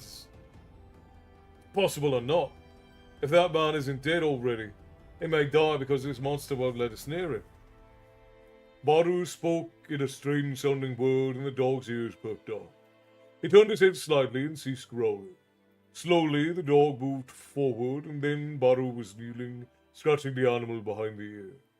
Martin and Arutha hurried to examine the man, while Rode and Norrie helped the boys bring the horses along. When everyone was gathered, Martin said, "He's dead." The dog looked at the dead man and whined a bit, but allowed Baru to continue petting him. "Who is this?" said Laurie aloud. "What brings a man and a dog to such a desolate spot?" "Look at these trolls," uttered Rode. Arutha nodded. "Yeah, they are armed and armored." "Mountain trolls," said Baru. "more intelligent, cunning, and fierce than their lowland cousins. Those are little more than beasts. These are terrible foemen. Mermandamus has recruited allies." But this man, said Arutha, pointing to the corpse on the ground. Baru shrugged. Who he is, I cannot say. But what he is, I may venture a guess. He regarded the dog before him and sat quietly, his eyes in contentment as Baru scratched behind his ears. This dog is like those in our villages, but greater, larger. Our dogs are descended from his breed, a breed not seen in Yabon in a century. This animal is called a beast hound. Ages ago, my people lived in small scattered villages throughout these mountains and the hills below. We had no cities, gathered in moot twice a year. To protect our herds from predators, we bred these beast hounds. His master is a beast hunter. The dogs were bred to the size to give even to a cave barapos. He set teeth upon... He indicated the folds of skin around the eyes. The dog will always set teeth in an opponent's neck, these folds channeling blood away from his eyes, and he will not release that hold until his opponent is dead or his master commands. His spike collar prevents larger predators from biting his own neck. Locklear looked astonished. Larger? That thing's near the size of a pony. Baru smiled at the exaggeration. They use them to hunt wyverns, Lockie said. What's a wyvern? Jimmy answered. A small, stupid dragon, only about 12 feet high. Lockie looked to the others to see if Jimmy was joking. Baru shook his head, indicating he wasn't. Martin said, That man was his master. Most likely, agreed Baru. See the black leather armour and coif. In his pack you should find an iron mask with leather bands for his head, so he can wear it over the coif. My father had such in his lodge, a reminder of his past handed down from our ancestors. He glanced about and sighted something over the fallen troll. There, fix that. Locklear ran over and came back with a giant crossbow. He handed it over to Martin, who whistled aloud. That's the darndest thing. It's half again the size of the heaviest crossbow I've ever seen, remarked Rode. Baru nodded in agreement. It's called a Bessie Molar. Why it's named after Bessie is not known, but it is indeed a molar. My people used it to employ a beast hunter in every village, to protect the herds from lions, cave bears, griffins, and other predators. When kingdoms came to Yobon, and your nobles built cities and castles, and your patrols rode out and pacified the countryside, the need for a beast hunter lessened, then died out. The beast hounds were also allowed to diminish in size, bred as pets, and to hunt smaller game. Martin put down the crossbow. He examined the quarrel the man had in a hip quiver. It was steel-tipped and twice the size of a normal bolt. This looks like a punch a hole through a castle wall. Baru smiled slightly. Look, wait. But you'll put a dent the size of your fist in a wyvern's scales. Might not kill a wyvern, but it would make him think twice about raiding a herd. Arutha said, But you say there are no more beast hunters? Baru patted the dog on the head and said, and stood. Or so it was supposed. Yet here lies one. He was silent for a long moment. When the kingdom came to Yabon, we were a loose association of clans. I would have divided on our treatment of your people. Some of us welcomed your ancestors, some did not. For the most part, we Hadati kept to our old ways, living in the highlands and herding our sheep and cattle. But those in the towns quickly were absorbed by, as your countrymen, came in increasing numbers. So there was little difference between Yabon city men and those in the kingdom. Dory and Ro are born of such stock, so Yabon became kingdom. But some resented the kingdom, and resistance became open war. Your soldiers came in numbers and the rebellion was quickly crushed. But there's a story not well believed that some chose neither bow nor king nor to fight. Rather, they chose to flee, going north to new homes beyond kingdom control. Martin regarded the dog. Then, maybe the story is true. So it seems, said Baru. I think I have distant kin out here somewhere. Arutha studied the dog for a moment. How did we find allies? These trolls were my Damas's servants, certainly, and this man was their foeman. The enemy of our enemy is our ally, said Rold. Baru shook his head.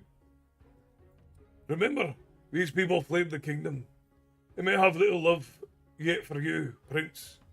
We may be exchanging one trouble for another. The last was added with a wry smile. Arutha said, We have no choice. Until we know what lies beyond these mountains, we must seek out whatever aid chance may bring us. He permitted a brief pause while the body of the fallen beast hunter was covered with rocks, forming a rude cairn. The dog stood stoically while this was being done, and when it was finished, the dog refused to move, laying his head upon his master's grave. Do we leave him? asked Rold. No, answered Baru. Again he spoke the odd tongue, and reluctantly the dog came to his side. The language used to command our dogs must be still the same, but he obeys. How then do we proceed? asked Arutha. With caution, but I think it best to let him lead us, answered the hillman, indicating the dog. He spoke a single word, and the dog's ears perked, and he began trotting up the trail, waiting at the limit of their vision for them to follow. Quickly they mounted, and Arutha said, What did you say? Baru said, I said, Ho! He will lead us to his people. And so ends Chapter 8 of Raymond E. Feist's A Darkness at Sethanon. Thank you, Bear. I appreciate you. Well, we're gonna do songs, so maybe we run ads real quick so that we can get through a couple of songs, and then we'll end up for the night. How does that sound? Adrian Wonderland, thank you kindly for the follow, welcome in, and thank you for the raid. I didn't even see you come in. Thank you. I just sent my chat for the cozy Storytime vibes. Can't stay, I have to get up for work tomorrow. I hope you have an amazing rest of the day. Well, thank you kindly, welcome in.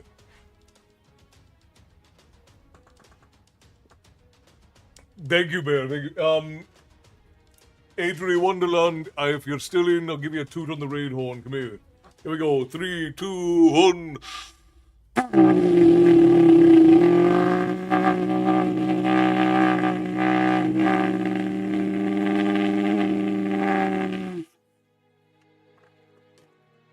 you for the raid and welcome in, friends of the Wonderland. I'm so glad that you could join us.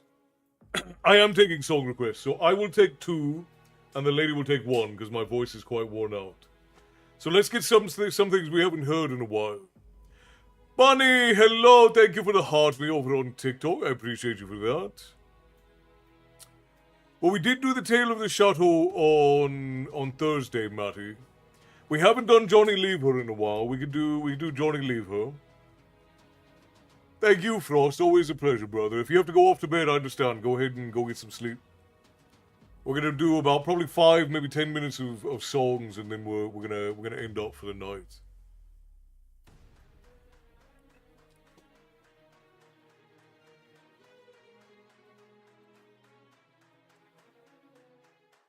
We can do Misty Mountains. We haven't done Misty Mountains in a while. Yeah, I'll do Misty Mountains and Leave Her Johnny. Last Shanty. I don't know if I know Last Shanty.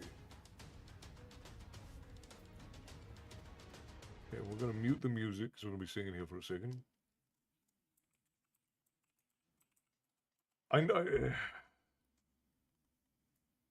Oh, yes. I do know Last Shanty.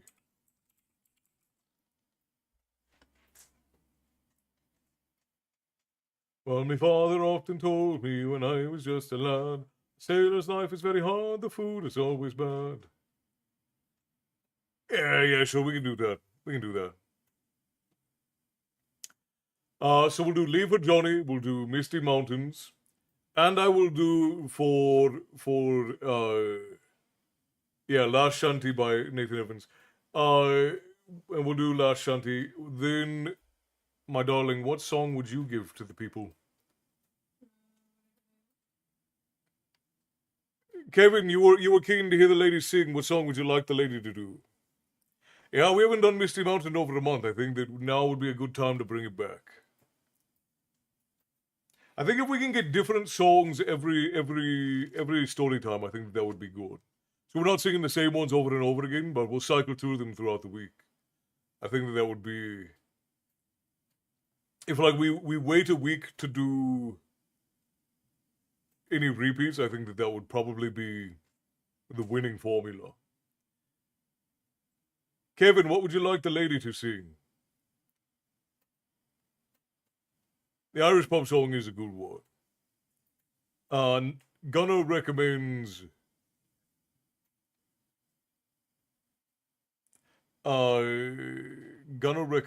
Savage Daughter. What was done last week? What did you sing last week, Lovey?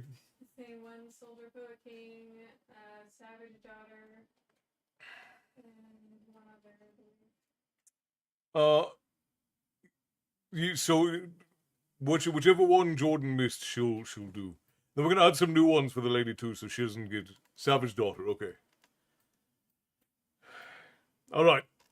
It's set. Let's do Last Shanty first because we'll do Last Shanty, then we'll do Leave for Johnny, and then we'll do Misty Mountains, and then the lady will do.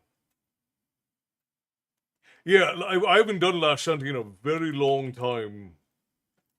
So we'll do Last Shanty first, then we'll do Leave for Johnny, then we'll do Misty Mountains, then we'll do Savage Daughter. Gunnar says, I know she gets Savage Daughter a lot, but it's just so good by her.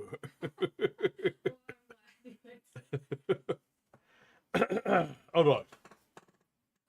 Let me wet my whistle and we will do our songs with you. Now, if you've never joined us for Songs of the Tavern, here's how it works. I sing very poorly a shanty, and you sing along with me. Those are all the rules.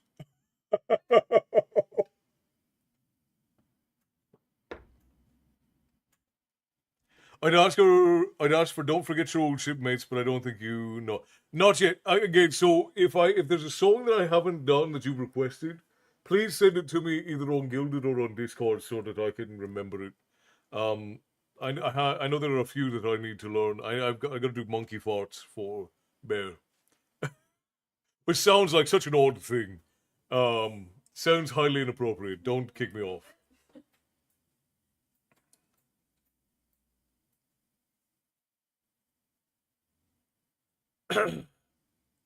Okay. Well, my father often told me when I was just a lad, a sailor's life is very hard, the food is always bad. But now I've joined the Navy, I'm aboard a man of war, and now I've found a sailor ain't a sailor anymore. Don't haul on the ropes, don't climb on the mast, and if you see a sailing ship, it might be your last. Just get your civvies ready for another on ashore. A sailor ain't a sailor, ain't a sailor anymore. Well, the killick of our mess says we had it soft. It wasn't like that in his day when we were up aloft. We like our bunks and sleeping bag, but what's a hammock for? Swinging from the deckhead or lying on the floor. Don't haul on the ropes, don't climb up the mast, and if you see a sailing ship, it might be your last. Just get your civvies ready for another on ashore. A sailor ain't a sailor, ain't a sailor anymore. They gave us an engine that first went up and down, then with more technology the engine went around. We know our steaming diesels, but what's a mainyard for? A stoker ain't a stoker with a shovel anymore. Don't haul on the rope, don't climb up the mast, And if you see a sailing ship, it might be your last. Just get your civvies ready for another run ashore. A sailor ain't a sailor, ain't a sailor anymore.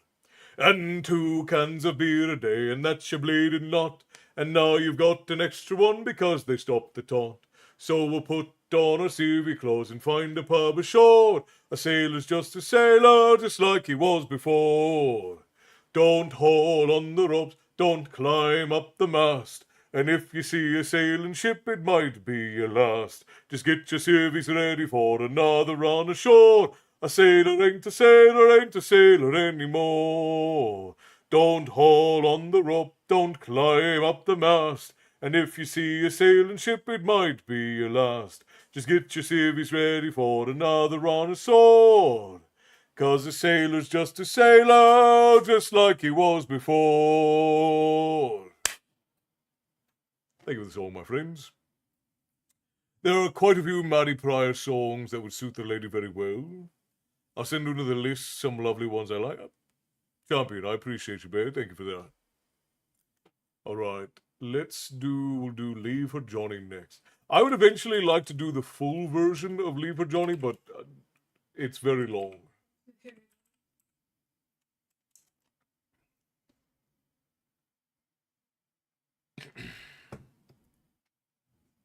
Thank you kindly, Esther. I appreciate you.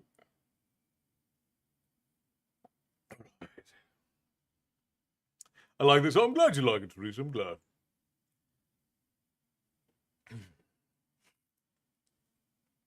I thought I heard the old man say, leave her, Johnny, leave her.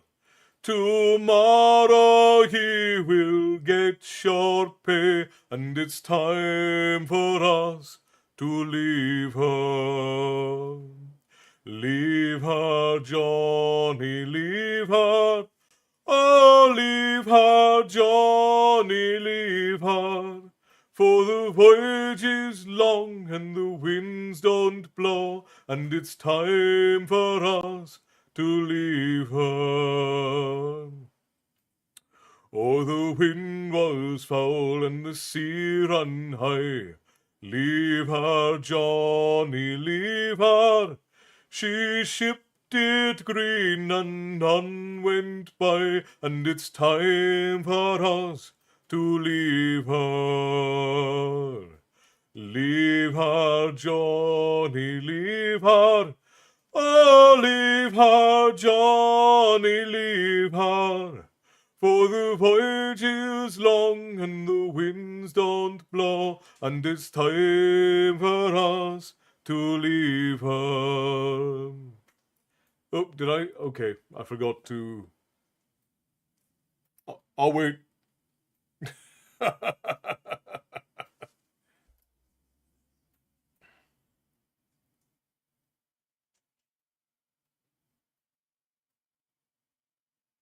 Alright, we're back from the ads, hopefully. The old Dun Cow by. We still got a little bit more to go. Sorry, I forgot the ads were running. I hate to sail on this rotten tub. Leave her, Johnny, leave her. No grog allowed in rotten grub, and it's time for us to leave her. Leave her, Johnny, leave her. Oh, leave her, Johnny, leave her. For the voyage is long and the winds don't blow, and it's time for us to leave her. We swear by our oath, for want of more, leave her, Johnny, leave her. But now we're through, so we'll go on shore, and it's time for us to leave her. Leave her, Johnny, leave her. Oh, leave her, Johnny, leave her. For the voyage is long and the winds don't blow, and it's time for us to leave her. Thank you for the song, my friends. Dimples, hello. Digger was in a little bit ago. I hope that the two of you are doing well. So very, very nice to see you. I'm glad that you dropped by. Bear, thank you for gifting a sub to Teresa. I appreciate you for that, brother. Tips to the Tavern Keeper, always appreciated. Thank you very much. Also, I forgot.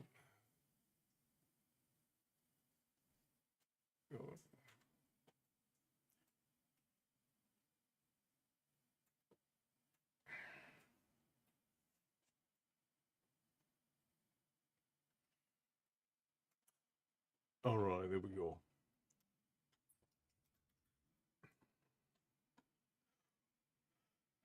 Also, just as a real...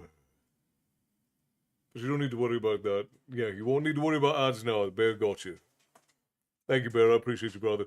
I just want to take a second. Can we all appreciate how Kevin and Jordan were like brand new and they just dove headfirst into tavern culture? Like, I think, what, they've been here for a week? They're running around like regulars. Just dove nose in. Beard first, as it were. We are tavern, exactly. You guys popped in and you haven't left. You live here now. We like that. We love to see that in people. All right, one more. We got Misty Mountains, and then the lady will send us off with Savage Daughter. We're going to be doing we're doing the short version of Misty Mountains. That is the rewrite by Peter Hollins.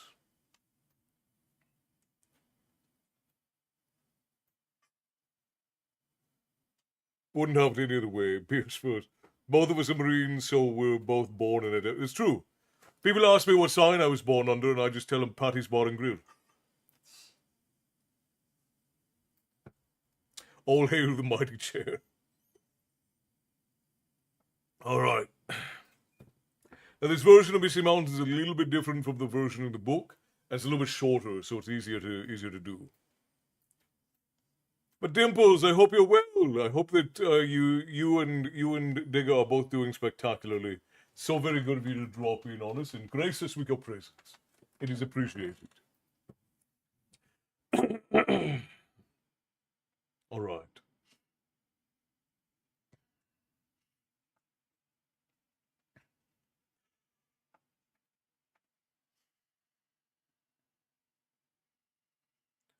Far over the misty mountains cold,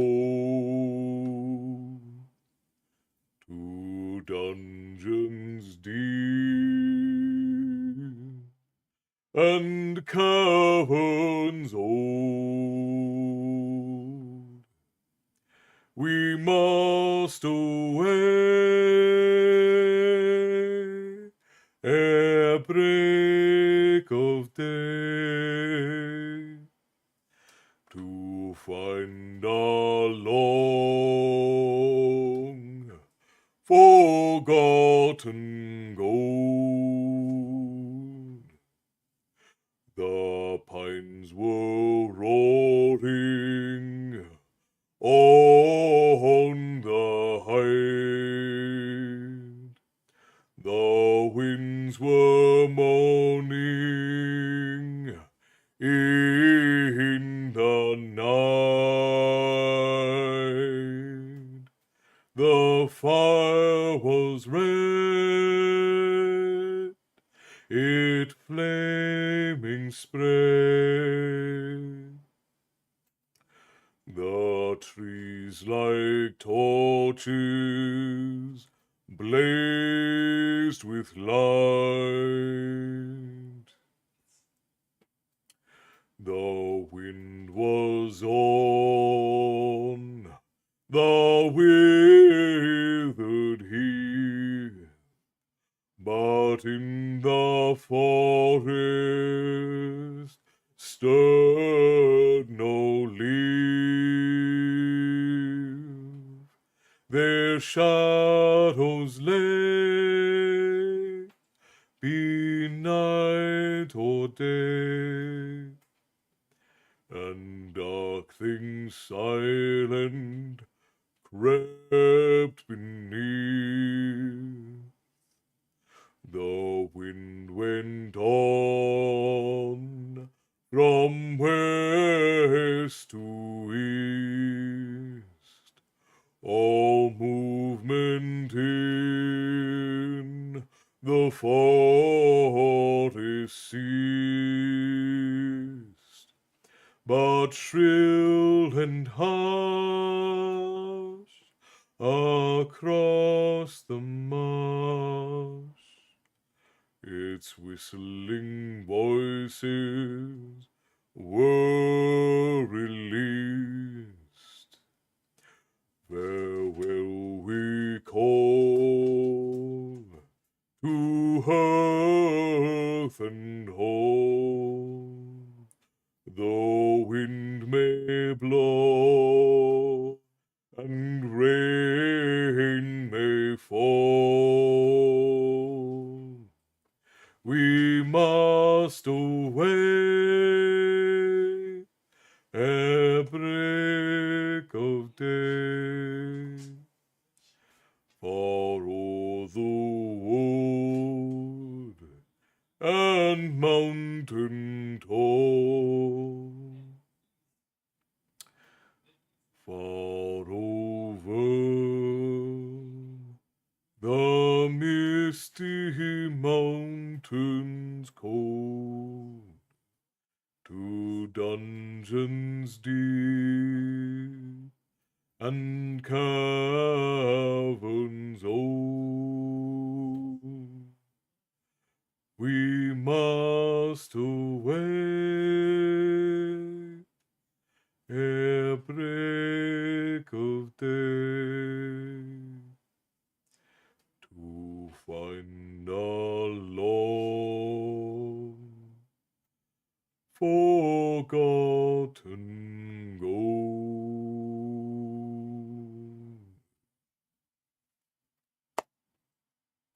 Thank you for the song, my friends. Absolutely lovely to sing with you. Thank you so much, Castle, for the beautiful rendition of Misty Mountains, yours before the song, such grace and skill. Well, thank you kindly. I appreciate you for that, love. The compliment is appreciated. All right, now it is time for the coup de grace. The piece de resistance. I don't like to use French words, but sometimes they are appropriate. It is time for the lady to give us Savage Daughter.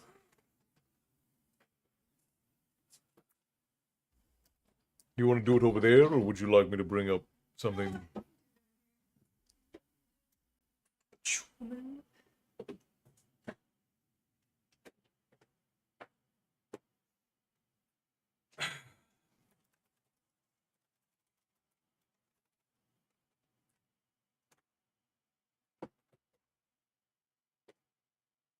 Wait for Chucky. The hearth is lit in anticipation.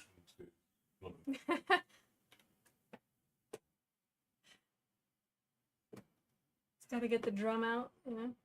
Yeah.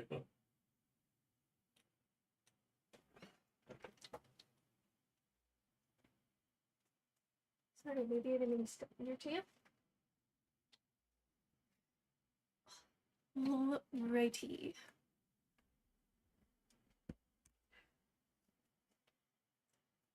I am my mother's savage daughter, the one who runs barefoot, cursing sharp stones.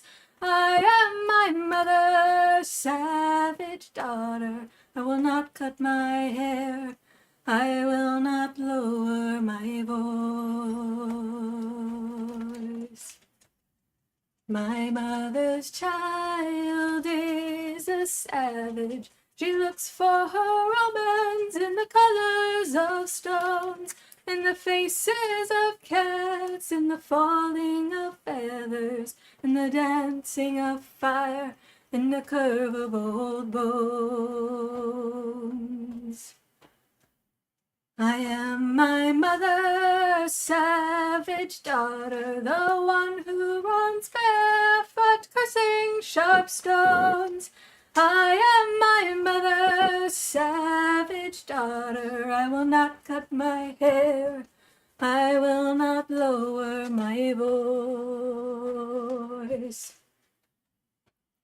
My mother's child dances in darkness. She sings heathen songs by the light of the moon, and watches the stars and renames the planets, and dreams she can reach them with a song and a broom.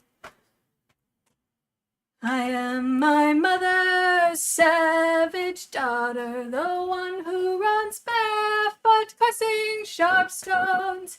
I am my mother's savage daughter, I will not cut my hair, I will not lower my voice.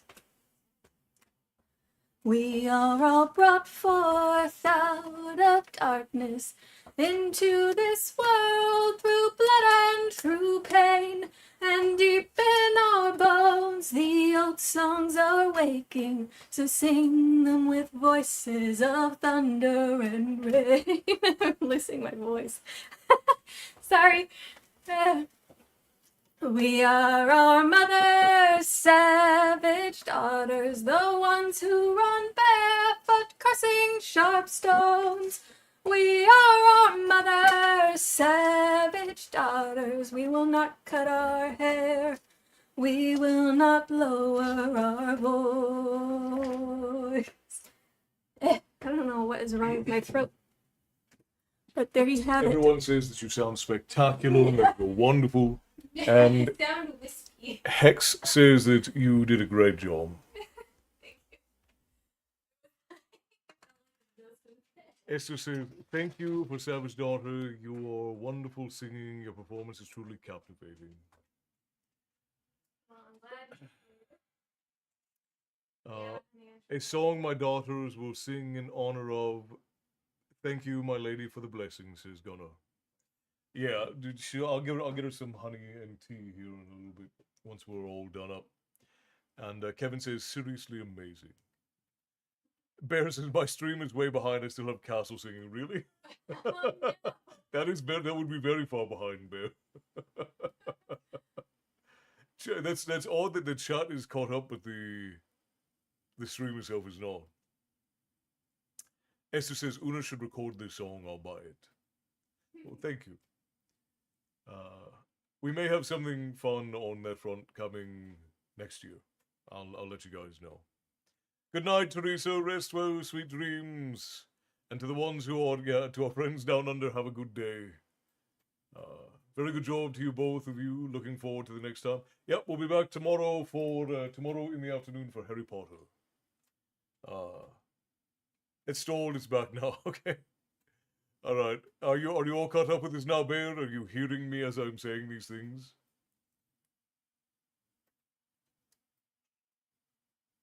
Yeah, please, Bear. Please do. I saw what you said about having some good quality made stuff. Send it to me. I'll let you know. Pug Potter in the darkness, something like that. Yeah. Well, we had so many technical difficulties yesterday. I couldn't get on, so. Rather than deprive you guys of a day, I just did other work yesterday and hopped on for you all today. It's not fair to take story time from the folk of the tavern. I thank you for a truly memorable evening filled with captivating stories and spirited chat. Always a pleasure, Esther. It's very literally always the lady and I's pleasure. All right, kids. I think that this is where we'll end for tonight. If you are joining us over on Twitch, I think that we will raid out to share the love, but if you are not, then this is where we must part ways. And it is always sad parting when we must leave one another here in the tavern. For there is no place quite like this tavern at the end of the world. But we will be back tomorrow, and we will have more stories. We're all kids in the tavern. We're all here for stories and fun. All right, my friends. I must close the doors for now, but they will open again, and until they do, next time, I will bid you all stay bloodthirsty, and we will see you again.